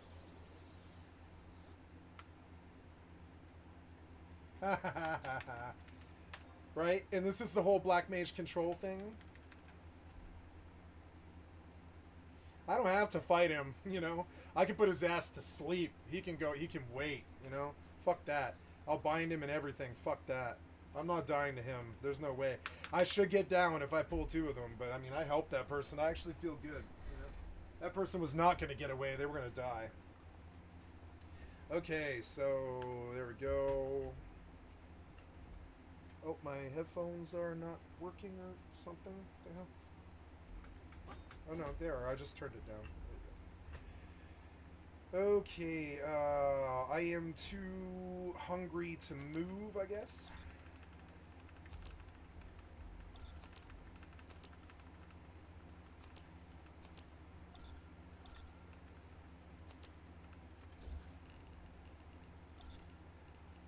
I better go cook stuff. Oh, I have a lot of spoiled food, which sucks. Large jerky.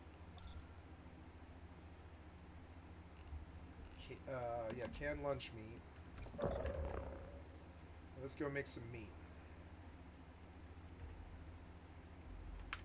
I don't think the effects are loud enough, but they were close. But I mean, it's close, but not quite. It needs to be a little louder, like 35 as well. That's a little bit better, yeah. I can hear it. Oh, so apparently I need to move those, which is okay. I need to relocate that. And I don't know if I can... Oh, well, I guess I'll just take it up, like up a notch. Yeah, like up a notch. Yeah, right here. Yeah, way the fuck back there. Yeah, that's good. Oh god, is he casting on me? He is. But I got a lot of mana back. He's dead. Fuck him. Okay, beat his ass to death. Drain him. He's got mana. I'm gonna Asper him.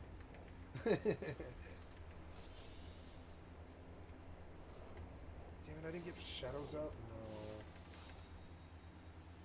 I got a lot of mana from him. 62. Fuck him. So, okay, Starlight. There, I'm like almost full again. Fuck this guy. Like, cast something big but funny.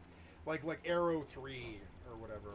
Yeah, cast like, Water 3. Cast Water 3. That'll fuck him up. He's not weak to anything but holy. Haha. I'm gonna drain you. Oh no, I guess I can't. Stun him. I wanna fuck you up. Okay. Water 2. This is your death, Goblin. Sorry. Oh my god, you managed to interrupt me. How? No sleep for you. I can wreck Goblins' faces now. Does he pay? He pays. Like 56 XP, yeah. Cool. Sit down, get it back, and we're in it. Ah, I feel so good. I have my Kraken Club Black Mage now. Right as I want to play it, I'm just going to go play like Red Mage all the way to 37. I know I am. It's kind of funny. That'll be some money. Okay, waters are set correctly so they can collect. I'm going to go pick these ones.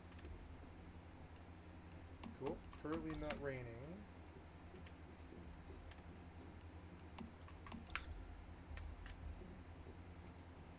I am over full again. Is that right? Oh, I am, yeah. Alright. Well, let's dump everything in the boxes now. Everything. Well, no, that's probably a bad idea. What I'll do is I'll come over here and I'll like merge. Yeah, merge items. Merge items and these are consumables, but I have too many of them. Yeah, and I want to just pull ones out like individually or whatever. What's that? Oh, butterflies, emissary crate. Ooh, grenade. Sure, great, cool. So lots of that stuff. What else do I have that I have too much of?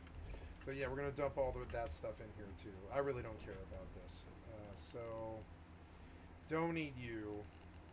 I don't think I really need you. Barrel premium fuel I do need. The grenades I don't need. The Molotovs I don't need. The throwing daggers don't need. Adrenaline shots are good. Copper SR ammo. I'm working on that. That's something I do need to do. Hey, look, I'm full. Let's go back and kick something else's ass. Okay, time for the solo rotation, Gob. You going down, bitch. You going down. Ritos. Yep, you going down, Gob. I'm gonna kill you. I'm gonna kill you good. I wonder if I could kill Antiquans, maybe? If I can kill these. Solo rotation time, motherfucker. Haha, bind for you. Get the weapons out. He is not out of range. What are you talking about? He's... well, yeah, for melee swings, yeah. Stone 3. Stone 3. I should cast God spells and kill the giraffe. I think I am. Blizzaga too. Let's kill the giraffe too. What? How did that not kill you? I mean, I don't know. I am killing him.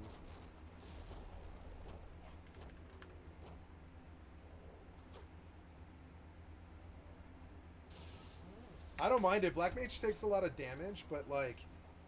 Yep. Oh, cool. Let's get some more mana back. Die, you stupid goblin. Let's hit him with something big, like flood. Yeah, flood. Oh no, flood, go. Oh, you interrupted me, you son of a bitch. No. I am running. Interrupt the spell so I can cast it again. You're so annoying. Interrupt the spell. I wanna flood him again. Come on, you're so annoying. He interrupted me immediately. So annoying. That's right, here it comes. It's the doom, bitch. It's flood. It's coming in.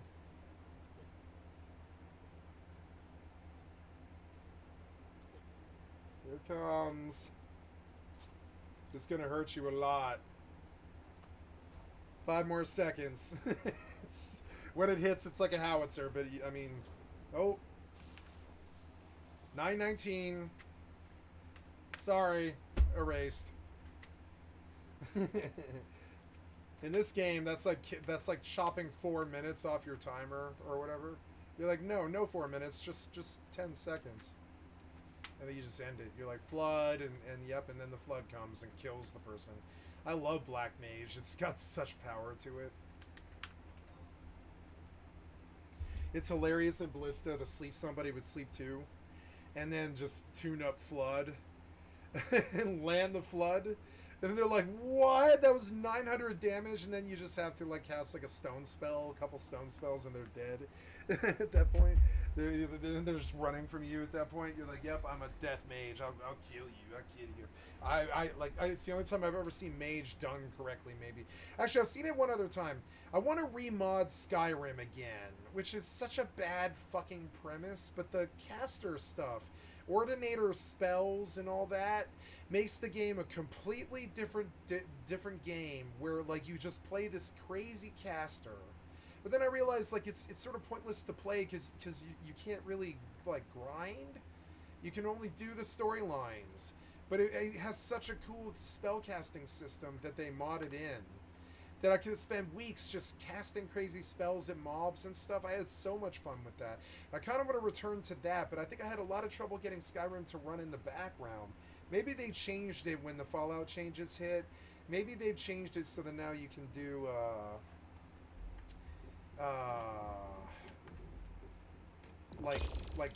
they said they fixed Fallout 4, I think, but I don't know if they... Yeah, Fallout 4 Remastered was good. But I don't have the time, you know, not really. I'd like to mod Morrowind, kind of, for just deeper spells, but mods break the achievement, which is kind of annoying. It's like, okay, boil water, yeah, craft that.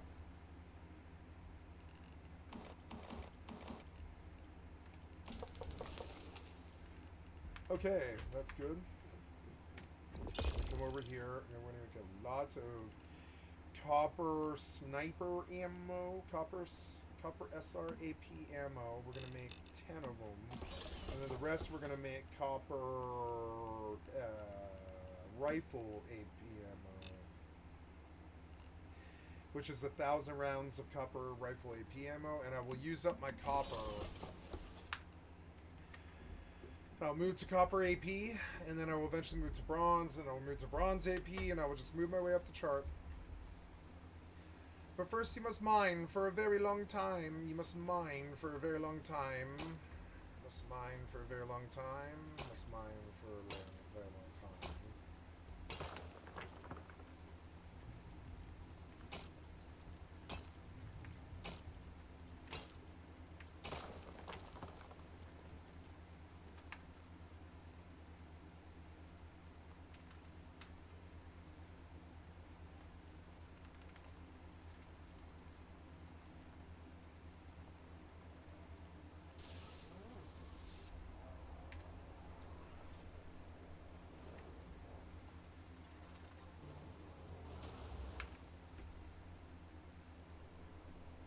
After the bind is like a full second or something that doesn't need to be there. Yeah, it's like 7. There's a full second after stone 3 or something like that that doesn't need to be there. Oh, and I moved too. Yep. After stone 3, that doesn't seem right. Yeah, it's like stone 3 into arrow 3. Thunder 2. Lizard 2. Yeah, those spells should hurt him more.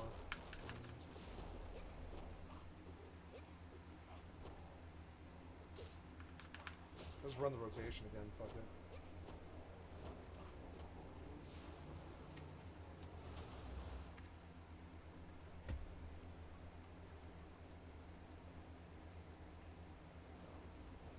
Yeah!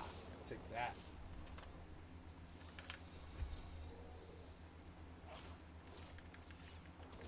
Damn it.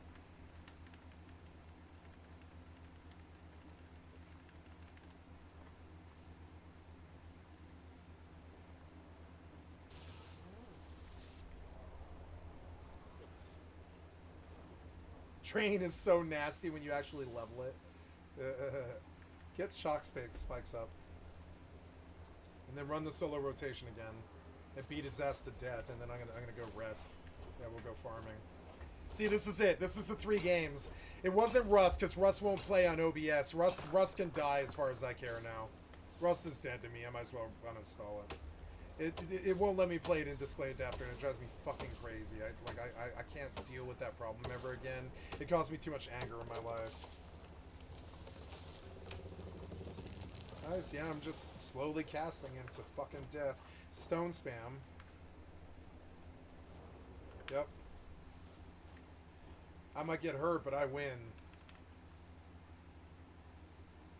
110 gil. Ooh, what was that? Ooh, hypernet, huh? Let's see. Come on, big money, big money. Big money, big money, big money.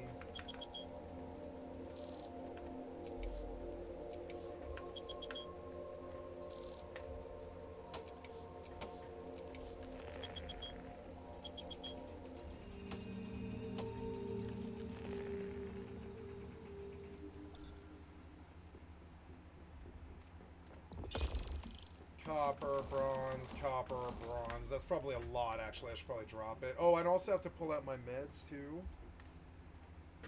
Meds. Yeah, put all my meds away, I think, which is... no.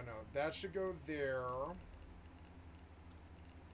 I have a lot of water, but I don't need that much water. Where did all that fucking water go?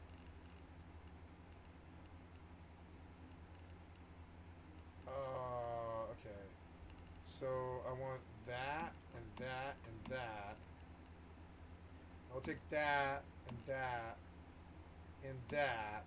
I'll take that and eat it now. And that. There's my boiled water. It's got to go in my bar. How much weight is that? It's 75 pounds. Is that right? No. Look at all those materials that I've got. Merge. There. Yeah. Wait, no. Now, how is that not full? That doesn't seem right. Get rid of all that. There we go. So, are we good here or no? That's not right. So, something happened with this where... Oh, yeah, there we go. So, you, and this is the long-acting activator. That's the hot, that's the heal, that's the big heal. Oh yeah, basketball. How aim at the Deviant 3-point shot score. Aim at the Deviant's weak spot, 3-point shot score. I don't really understand, but okay. We're gonna drink and eat, which is 4. Nope. Oops. 5 and 6. I need to fix my gun. I need to repair stuff. Oops. I need to repair stuff. You. Hold to confirm. You.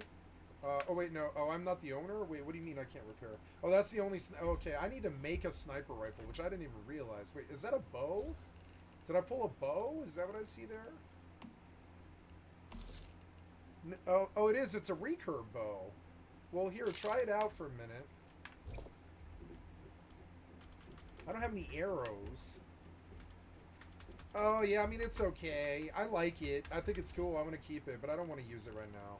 I don't think it's as good as a weapon. So, yeah, I would like to retire that assault rifle and that sniper rifle because I can't upgrade or repair them or anything at all. So let's go see if we can finally craft this shit I've been trying to get. What is that? It's a beret. I got a beret finally. So that's good, but first we're going to weapon crafting and we're trying to make a AK of the purple variety. Craft. Confirm. Finally, an AK purple. Equip as primary. Then we're going to come to a sniper rifle. Yep, and we're going to say craft. Oops. Craft. Oops. Craft. You didn't have it? No, you do have it. You do. And, yep. There we go. Good. Equip as secondary weapon. Then we want to, and these were tier 2s, right? Yeah, these were tier 2 things that I made. Yeah. And the soccer. Then I come to the gear and I look at this and I look at the mods in this and I want you to unequip that mod and I want to come to what else? That, and I want you to unequip that mod, right? Then I want you to come down the line. I want you to stick the bow away. Probably over here. Oh, maybe you can't? You can't stick bows away? That is ridiculous. That is ridiculous. Just break this crap then. I really don't care about this unnamed stuff. That doesn't matter.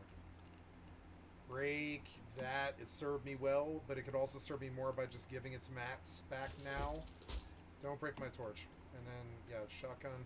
I'm never going to use this shotgun. It's a nice shotgun, but I'm never going to use it. The bow, I assume I can probably make one now, or at least close, and I'm not going to fuck with it. And, yeah, the hammer, is okay. It needs to be broken. Insufficient calibration.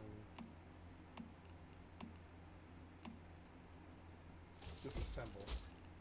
Yep. Rustic pants and test subject pants. We'll get rid of the rustic pants. Disassemble. But the test subject pants we'll keep. I have a lot of points to spend. So we will go looking for... Ooh, chainsaws, huh? Yeah. Oh, no. I need more energy. A lot more energy link before I can do anything else, but that's okay. Let's take a look at the season thing. Got that one. Got that one. Incomplete.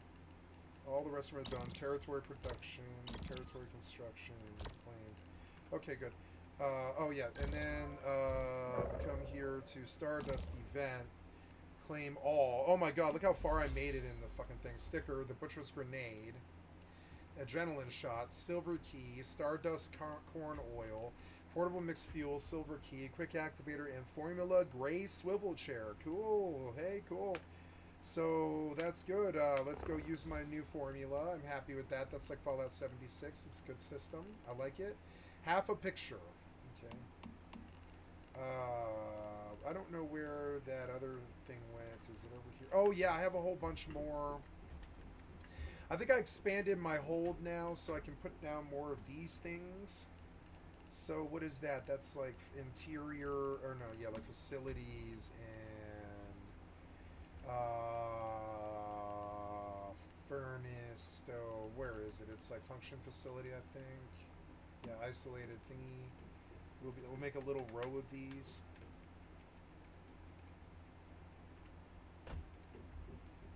And we'll start putting more things in.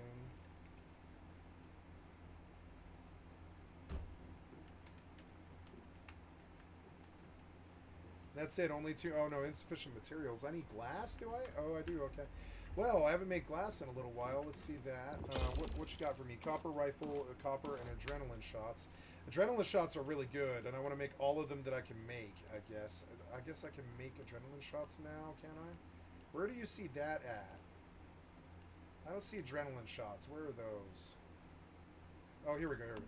So you need glass. Okay, well, let's make a whole lot of shit ton of glass. That's good, that's good. I love the crafting system in this game. So glass takes, as I recall, charcoal. Charcoal, I do have some. And we'll run this across the board so we can get it faster. Charcoal. That'll take about a minute, and then I'll make glass in a minute. We'll come here and we'll take a look and see if something else came through. Nope. Okay.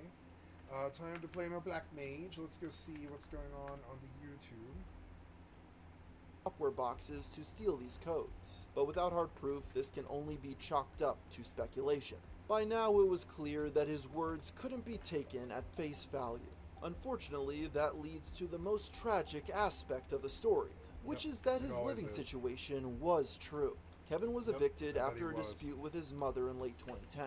Ever since, they were living in the Bay Area homeless services. The argument that he was a scammer wasn't from flat-out falsehoods, but an inability to take responsibility.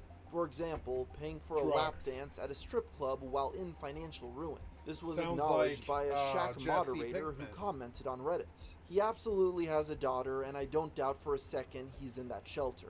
He just makes poor choice after poor choice and uses his daughter as a sob story. He's been begging and being a loser for over 10 years now. Nobody takes him seriously and nobody helps him on our site. It's like a train wreck, and unfortunately his little girl is going to suffer eventually. Kevin received so much backlash that Shack News briefly went offline due to the traffic. His thread reversed to the negatives as people canceled their gifts. This caused him to leave hundreds of comments explaining himself. You've been examined. His main defense was that he technically hadn't said anything untrue. That was while still insisting everything was someone else's fault. Shockingly, the biggest platform he received would be ABC News. They interviewed Kevin and confirmed he'd been homeless for 2 months. He was quoted as stating they only asked for educational arts and crafts toys. In spite of this blatant lie, the shelter vouched that he was ultimately a good dad. They then assured that regardless of the controversy, the 7-year-old would still have a Merry Christmas thanks to efforts from the local community. At the very least, things worked out in the end for everyone involved. Those who donated were made aware of the facts in time to make an educated decision. Jennifer got to celebrate the holidays regardless of her father's actions. And thankfully, random acts of Christmas survived the controversy, continuing every year to this very day. Really? Reddit's most unique feature is that it allows anyone to create a community. The site hosts forums for all sorts of different hobbies and interests. That brings us to the San Pedro cactus. This cactus produces a psychedelic compound, making it popular among drug users. This has cultivated a market for different strains and hybrids. It's also sparked debates over its growth and potential medical use. Many of those took place on Reddit, where a community Now, I've formed not around heard the of that plant. one. That was the case for Kind of a Reynolds newer one? 119113, Last 15 years? who I was stopped doing active in the community for crazy years. drugs when I He'd was, been like, marked as a 28. trusted vendor, a badge of honor for those when I looking to attempted buy. suicide. This made it much more of a shock when the story unfolded the way it did on December 20th, 2022. That day, Reynolds posted about a purchase he felt didn't live up to expectations. It was supposed to be a specific hybrid valued at over $100. He claimed to have been sold the wrong strain. This was immediately seen as baseless, as he was objectively wrong. They ridiculed his poor identification skills, with one posting their own as an example. "It looks like mine.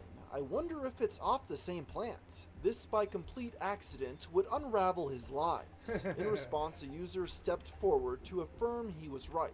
It was the same plant. He ran a page called Connor's Cactus Corner and had sold to both of them. But that was only the beginning. Connor then alleged that OP had scammed him. Reynolds hastily denied this, replying with his own side of events. But that was while admitting he hadn't paid a dime. This dude isn't even explaining half the story.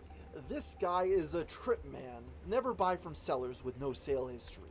This guy I gotta do my didn't know mods how and to stuff, properly yeah. package and ship this beautiful Oh, yeah, cut, and then I and have it showed more up at my things. house with several black squishy spots. He said to keep the money, so I'm not sure I have a why lot he's of bitching Digby about boys. it. I was gonna send the cut back Wow. to him, but he said to just keep it. This explanation already didn't suffice, as people could tell nothing was wrong with the cactus. But it was decisively disproven with the release of their chat logs. The next day, Connor created a thread to warn the community. It includes screenshots of their Links to entire it. conversation. The interaction began after Reynolds publicly expressed an interest in rare genetics. That's when he reached out, offering 10 inches for $100. Reynolds accepted, though he was wary to pay up front due to the lack of verification.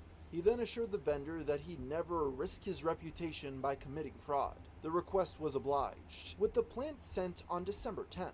Yet Reynolds never finished his side of the bargain, always finding a reason not to.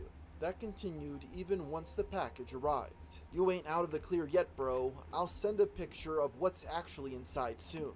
This escalated to a confrontation that was cut short after he finally offered to pay. However, upon posting his info, Reynolds suddenly noticed yellow marks and squishy black rot. That was when Connor finally accepted his loss. "Congratulations, man. You scammed someone out of a cactus. Just keep it, dude, and don't bother paying me anything." He was perfectly content to suffer in silence until the post, in which Reynolds had the audacity to show it off. The fact he'd take advantage of someone in such a close-knit community earned an aggressive response. He was banned as users poured in to insult him. Reynolds couldn't help but follow along, confronting some in private. "You think you're all cool because some idiot made up some bullshit about me trying to scam him. I have 25 grand in my savings. What do I need his $100 for?" The controversy reached a broader audience after being featured on subreddit drama.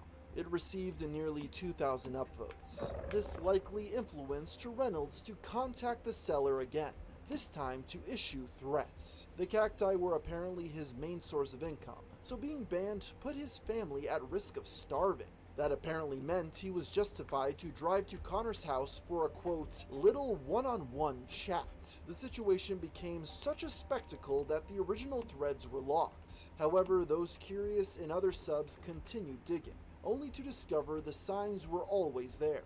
First, it was revealed that Reynolds had caused issues in the past. The 31-year-old was an open scalper who took pride in ripping people off. For example, he conveniently lost track of uncompleted orders after taking a break. But more important was the reason behind that break. He struggled with addiction and was hospitalized after abusing fentanyl. This recontextualized his paranoia to perhaps be more understandable. However, it didn't excuse his actions can level and up. increasingly violent messages. He was now texting random people demanding to fight. "Bro, I would literally pay to be able to meet up with you somewhere and punch you right in the mouth." This continued until he violated the site's terms of service, causing his entire account to be suspended. With that, the story comes to an abrupt end. Reynolds hasn't been seen since, with the initial scam never being resolved. The vulgar yet appropriately named A-holes was a space to vent about rude behavior. Though it wasn't very popular, the sub attracted a number of regulars. That included Christian Tucker, who went by the username CHTucker18. The events we'll be discussing today start on November 5th, 2016, when the man decided to air out his frustration. Chris was quite the pervert, being an open fan of adult videos. He regularly spent money ordering custom content from his favorite girls. Things went awry, however, after commissioning actress Casey Warner. The fanatic claimed that she was attempting to scam him by lying about being paid. Her threats of legal action were apparently a defense to being caught.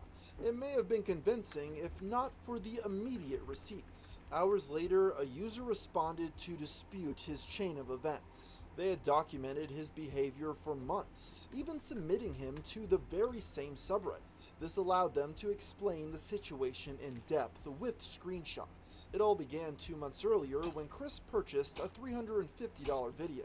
The transaction went smoothly, until his card was purportedly stolen. All of the charges were subsequently reversed, causing Casey's PayPal to be shut down. Under the assumption it was a mistake, she waited patiently for the issue to be resolved. However, once a month passed with no substantial progress, she took the matter to Twitter. For people who keep asking, PayPal shut me down even though I was scammed. Because I'm a sex worker, and I don't matter. This is the world we live in. Though not directly named, Chris outed himself by calling her a liar. He pointed to his record as a customer with a positive rating after hundreds of orders. That was undermined when she pointed out he'd done this to other women. His rebuttal was that he said sorry. I apologized to them and fixed it. You people never mention that side of the story. In response to being asked why the case still wasn't canceled, he gave excuses. That entailed being an unemployed student and blaming quote-unquote corporate America. He then claimed to no longer have the money even though it was refunded.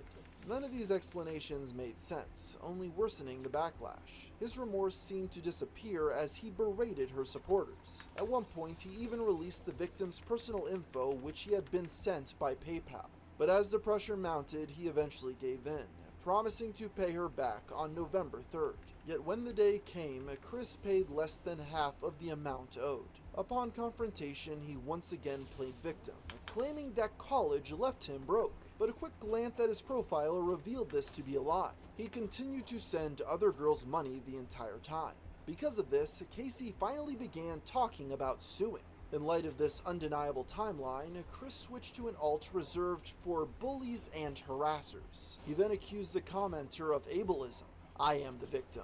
The 90% unemployment rate of autistic people proves that. We have a high homeless and poverty rate, but you and her believe that we don't want to work and want to be in poverty and homeless. Typical right-wingers. You don't know what it's like to be autistic, so shut the F up. This, of course, was ignoring just how much money he was spending. By his own estimate, he'd bought hundreds of custom videos. That meant at around $100 a pop, he'd spent about $10,000. The rebuttal was submitted to subreddit Drama, where it received almost 500 upvotes. This was, as it turns out, not his first appearance on the page. He was already known for a thread in May about his harassment. This was similarly sparked by a screenshot he submitted himself. It contains a private message sent to him by adult star Christiana Sin. She accused him of scamming and using psycho tactics before stating he shouldn't be allowed on social media. He'd been obsessively stalking her for months. Rather than acknowledge this, he called her an ableist bitch. No one took his side, so like clockwork, he used his diagnosis as a defense. When that didn't work, he sought refuge in a sub for Asperger's. He attempted to frame himself generously, asking if he was truly responsible for his actions. Every time I explain some of my bad behavior is because of autism, I get attacked saying that I'm responsible for my actions. Which is slightly true, but there are some things I can't control. This too was rejected once the context was revealed. Let me guess, you're referring to the way you treated that porn star and outright harassed her. You can't blame that on your Asperger's, you know. To this, Chris replied, "What's their excuse for taking advantage of a cognitively disabled man?" He then created his own community, Call Out Ableists. It seemed that nothing could get the man to change his ways. He continued begging for Christiana to unblock him. That soon expanded to contacting her associates. He tweeted about going to the same events as her, noting he was likely to be kicked out for false stalking and harassment charges. The cycle continued to the point that he was banned from one convention entirely. That was while various drama communities documented his continual harassment of women. He was seemingly ousted for good in mid-2017, when references to his behavior abruptly stopped. It's unclear what the final straw was, but if there was any explanation, it would likely be in his apology video to both Casey and the entire industry. One of the only comments is from a Chris Chan impersonator. "You're an insult to real autistics like me."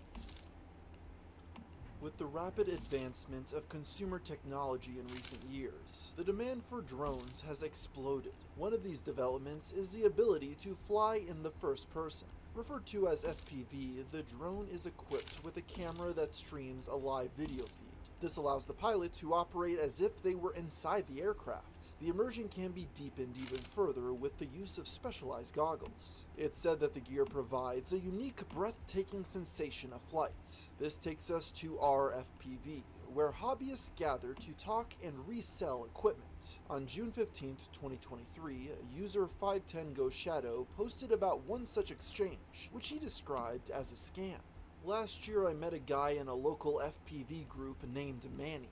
He had a bunch of gear for sale with not too unbelievable prices either, so I talked with him and came to a deal. I send the money and he sends the gear. But apparently he uses a stolen card to place the order and have it sent to me. He went as far as saying it's a gift and to not include any order slip in the packages. So I was completely clueless. I thought they came from him. By the time he learned it was fraudulent, 6 months had passed, and all the gear had been used. The revelation came after he received a notice threatening him with legal action. Presumably, the charges on the stolen cards bounced and the store came asking for money. He offered to send back the used gear, but they refused, demanding the amount in cash. Unsure of what to do, he spoke with several different lawyers. The latter all laughed it off, stating the store only had a case against Manny, who at this point was long gone. That didn't stop the merchant, who ended up suing him anyway. They lost, but even still, the man found himself pressured to pay them back. This is what brought him to the subreddit to ask for more advice. One of the lawyers told me not to entertain giving anything back because it can look like a sign of guilt. I wasn't going to pay them back anyways because I already was thinking the same, even though the store is great, and I feel really bad about the whole situation. Given the circumstances, many were quick to extend their sympathies as he appeared to be in the wrong place at the wrong time. But others were quick to notice how bizarre the entire story was. This was slightly recontextualized when he forfeited a detail missing from the original post. The store wasn't just asking for money, but accusing him of being part of the scam. While the exact amount wasn't disclosed yet, it had to have been quite substantial for this sort of response. That led some to cast doubt on the idea he was completely oblivious. You're trying to make us think that you thought brand new stuff that came in the package was used? You are full of shit, and I'm starting to believe this whole post is garbage. You spent $5K on used FPV gear? What the F is this post? No one is buying this shit. In his defense, he never claimed to have thought it was secondhand. However, his response only led to more questions than answers. I only bought $600 of new gear. It was advertised as new. Where did I say used? The guy who ordered it also ordered $4,400 to other addresses. But the FPV store is blaming me for it since my name was the only real name they got on all of the orders. Before long, the entire thread was in consensus that the man knowingly committed fraud. But if this wasn't definitive enough, a sleuth would end up uncovering his shady past. It turns out the user had been outed before on a Facebook group for newcomers to the hobby. He was identified as Sunny Singh Rai, with the post reading as follows: "Beware, This guy is a thief and will ask to borrow your stuff or flat out steal it. He has stolen thousands. Do yourself a favor and avoid him at all costs. Then he brags in groups about how people gave him stuff. Yet he ignores those people and won't respond to a single message. Why? Because they want their stuff back, thief. The post was later edited to include more about his personal experience with Sonny.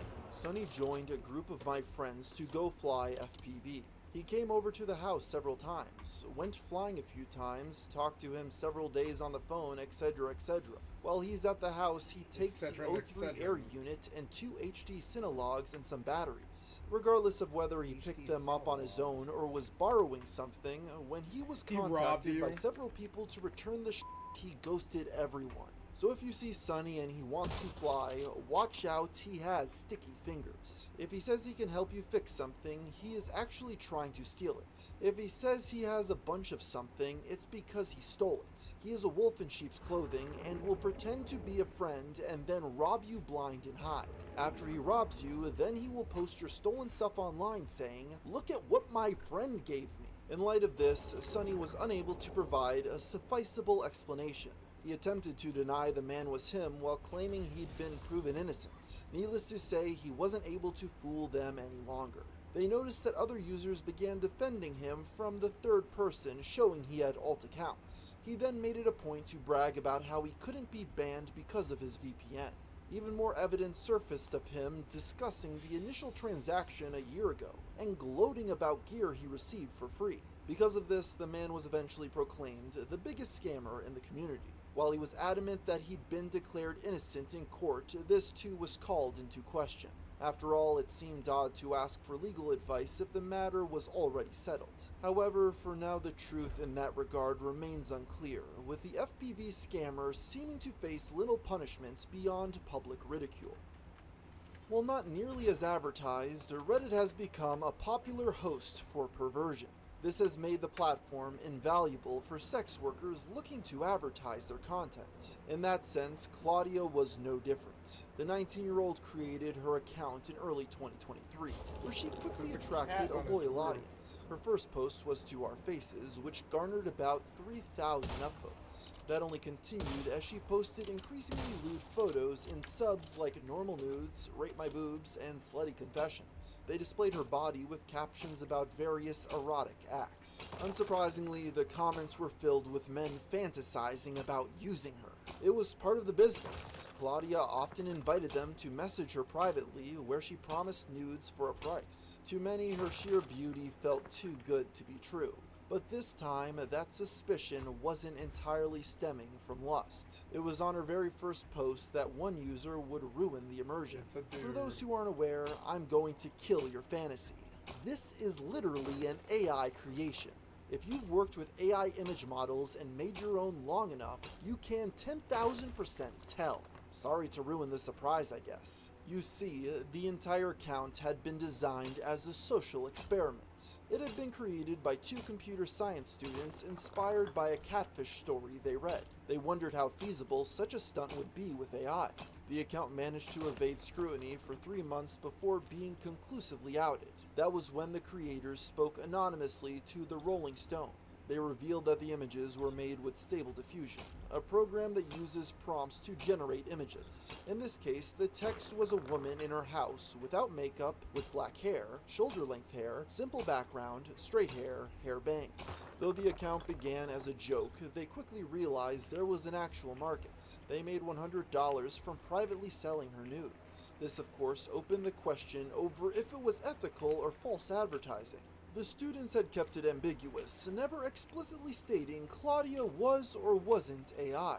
We don't really know how to think about this. The person buying the pictures is happy with their purchase since they are looking for porn. We never really said those are pictures of a real person, and the buyer never really asked. They just assumed. Though the effort was short-lived, the fact it was so successful with such minimal effort is indicative of the future. There will undeniably be copycats that blur the line as technology improves. Is it inherently dishonest to sell synthetic nudes? Well, Claudia was caught, so what if it gets to the point that no one can tell? Claudia is the first of what may be the next evolution of catfishing. Until then, all that can be left is to speculate, with most reluctant to consider her naked images a scam. GoFundMe is famous for its promotion of medical fundraising. The site allows strangers to assist in paying for otherwise unaffordable health-related bills. Because of this, it's no surprise many scammers take advantage of that generosity. But the most shameless of the lot are those willing to fake terminal illness, especially with their own children. That takes us to CJ Strong, which was started on July 30th, 2017. It was supposedly made by a friend of the LaFrance family, who had just received devastating news. Martin and Jolene were told that their son had Hodgkin's lymphoma, a form of cancer that targets the immune system. They were then informed he had several malignant tumors. The fundraiser reads, CJ has to go to the children's hospital several times a week for treatment, which has forced both Jolene and Marty to take a leave of absence from work. They have been out of work since March, leaving them with no income. Any funds raised will go towards medical expenses, gas for travel, and anything else related to this difficult time. To make matters worse, later updates claimed Jolene herself was afflicted with lupus. The only archive available shows that in the first month, they raised over $3,000. While this wasn't enough to reach their goal, it did catch the attention of locals. CJ and his family were brought to a practice meet by the Syracuse football team. The boy got to meet his favorite college athletes, who even let him break down a chant. The couple told reporters their son actively underwent radiation and chemotherapy. They even said he had multiple lymph nodes surgically removed. That was in spite of the fact that he had a full head of hair.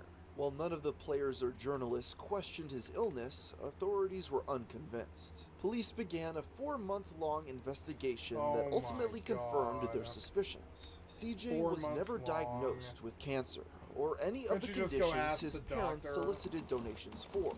Because of this, on May 7th, 2018, Martin and Jolene were arrested. They were charged with first-degree scheme to fraud, as well as child endangerment. The two were ultimately sentenced to 5 years of probation and $3,000 restitution. GoFundMe subsequently issued a refund to anyone who donated. Alas, the LaFrance family were far from the only people who attempted this kind of stunt, with a similar case occurring just a year prior. In June of 2016, Victoria Morrison started the campaign Blake's Bucket List. She wrote that her 10-year-old son had recently been diagnosed with leukemia. It then explained her inability to fulfill his last will. He made a list of things he wants to do before he gets too sick, and it's my job to help him do just that.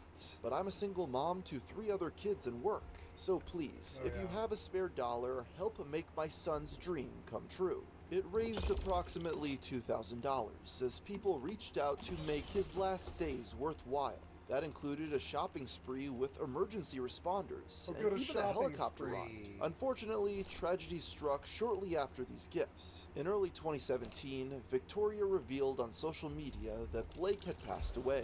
Her son's body was to be cremated, with a memorial service held that April. The community was devastated.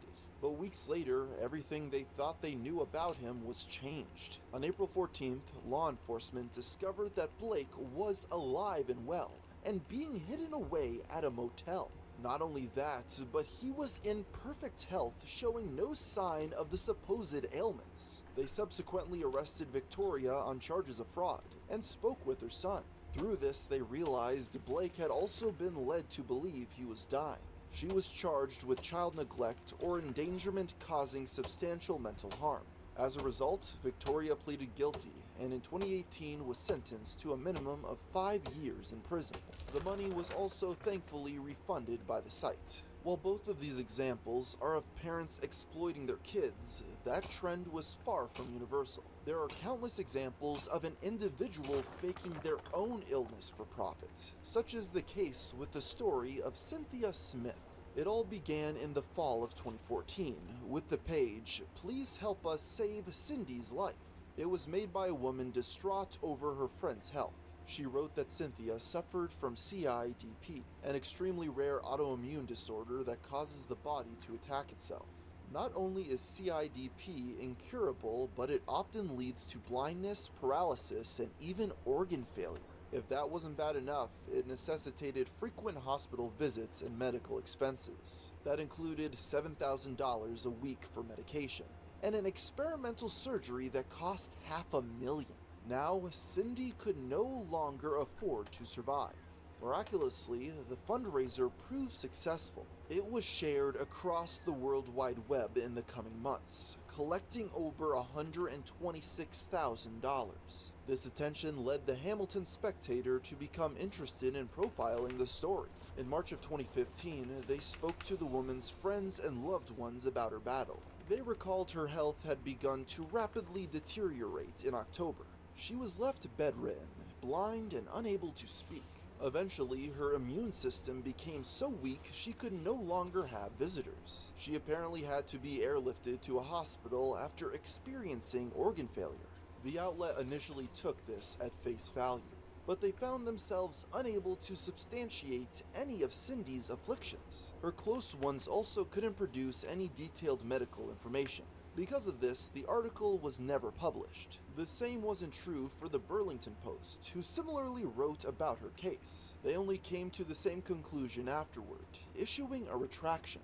But unlike the former, they had contacted law enforcement over their concern. In response, authorities began investigating the woman's past. They seized Cindy's medical documents, finding she had never been diagnosed with CIDP. She was perfectly fine and able to see, walk, and talk. With this, they started to question if others were aware of the lie. But even after scrutiny, they concluded that Cindy had acted on her own. She'd convinced her entire community, including her own family and friends, that she was dying. That included purchasing expensive medical equipment to perpetuate the facade, and her exploitation of their generosity extended beyond GoFundMe. In December, Cindy's mother took her store to shore at the mall to ask for donations. Catherine Rudda, a store manager, saw her sobbing as Cindy sat in a wheelchair. This led her to donate 8 boxes of items that once belonged to her own and now deceased mother. Catherine wasn't alone either. Police would find a storage locker filled with similar gifts from locals. What they couldn't recover was the hundreds of thousands of online donations. The vast majority had disappeared, with officials only able to recover $7,200 from her account. In May of 2015, Cindy was arrested and charged with defrauding the public of more than $5,000. The news shocked everyone in her life, still under the belief she was chronically ill. She pled guilty to a lesser charge the next year, and was sentenced to 2 years of probation. This was in part due to their inability to locate the missing funds. They concluded the campaign amount had likely been inflated, but it remains uncertain to this day. Unfortunately, this is only the start of the depths of depravity on GoFundMe. Our next story today starts with a GoFundMe page titled Paying It Forward. It was created on November 10th, 2017 by Kate McClure and her boyfriend Mark D'Amico. The couple explained that a month earlier, Kate was driving to Philadelphia when she ran out of gas. This forced her to pull over on the side of the highway. It was then that the woman was approached by a homeless man offering to help. Taken aback, she got into her car and locked the doors. But the stranger kept his word. He went to a nearby gas station and used his last $20 to fill up a canister. He then brought it back and filled up her tank. While grateful, Kate had no money on hand, so she promised to return with a gift. The woman and her boyfriend would end up returning several times in the following weeks. They'd bring him cash, snacks, and Wawa gift cards. Each time, they'd learn a little more about the man's backstory. As it turns out, Johnny Bobbitt Jr. was a 34-year-old veteran who served in the Marine Corps. Following his service, he moved around the country going from job to job. That was what brought him to Philadelphia, pursuing an offer with just enough money to buy a truck. But the prospect fell through, forcing him to withdraw the little savings he had. It was in the midst of this that he then lost his paperwork. It rendered him unable to work as he quickly depleted his entire bank account. By the time he met Kate, he'd been homeless for an entire year, sleeping under a bridge. It was humbling to understand this gratitude came from someone with so little to give. Eventually, they came to the conclusion that he deserved much more. The GoFundMe and its story was so inspiring that they raised over $1,700 in the first week. Bobbitt was ecstatic, as even that amount would change his life, but neither he nor the couple could have predicted what would happen next. The fundraiser went viral as tens of thousands began sharing the link. By November 24th, they'd collected over $400,000, far exceeding the original goal. Because of this, Johnny requested they stop taking donations. The two obliged and wrote in a post. Johnny asked, instead of donating to his campaign, to maybe take a second to search for another worthy cause that for whatever reason hasn't gotten the attention his has. Mark and I couldn't begin to express how grateful we are that you guys made this little fantasy a reality. In the coming days, the three appeared on various TV stations and outlets looking for a feel-good story. Johnny would talk about how fortunate he was to get a second chance at life. Shortly after, the organizers outlined their plan for the fund. The first purchase would be a new home that Johnny fully owned. Then his dream truck, a 1999 Ford Ranger. The rest was to be put in 2 trusts set up in his name. The first gave him the ability to collect a small salary each year. The second was for retirement at the behest of a professional. Johnny would be given access only when he felt comfortable. This was so he could one day live out his dream of owning a piece of land in the country. Until then, he was given a bank account with funds for everyday needs. The couple noted the plan was made by the Bobbitts' lawyer and financial advisor. They also vowed to take an active role in helping him secure a job. It appeared that a lot of planning was done to ensure this was all handled correctly. Thus, people trusted Johnny was quietly getting back on his feet as updates slowed down. But unfortunately, this is where the story takes a turn for the worse. You see, behind the scenes, tensions rose as Mark and Kate didn't fulfill their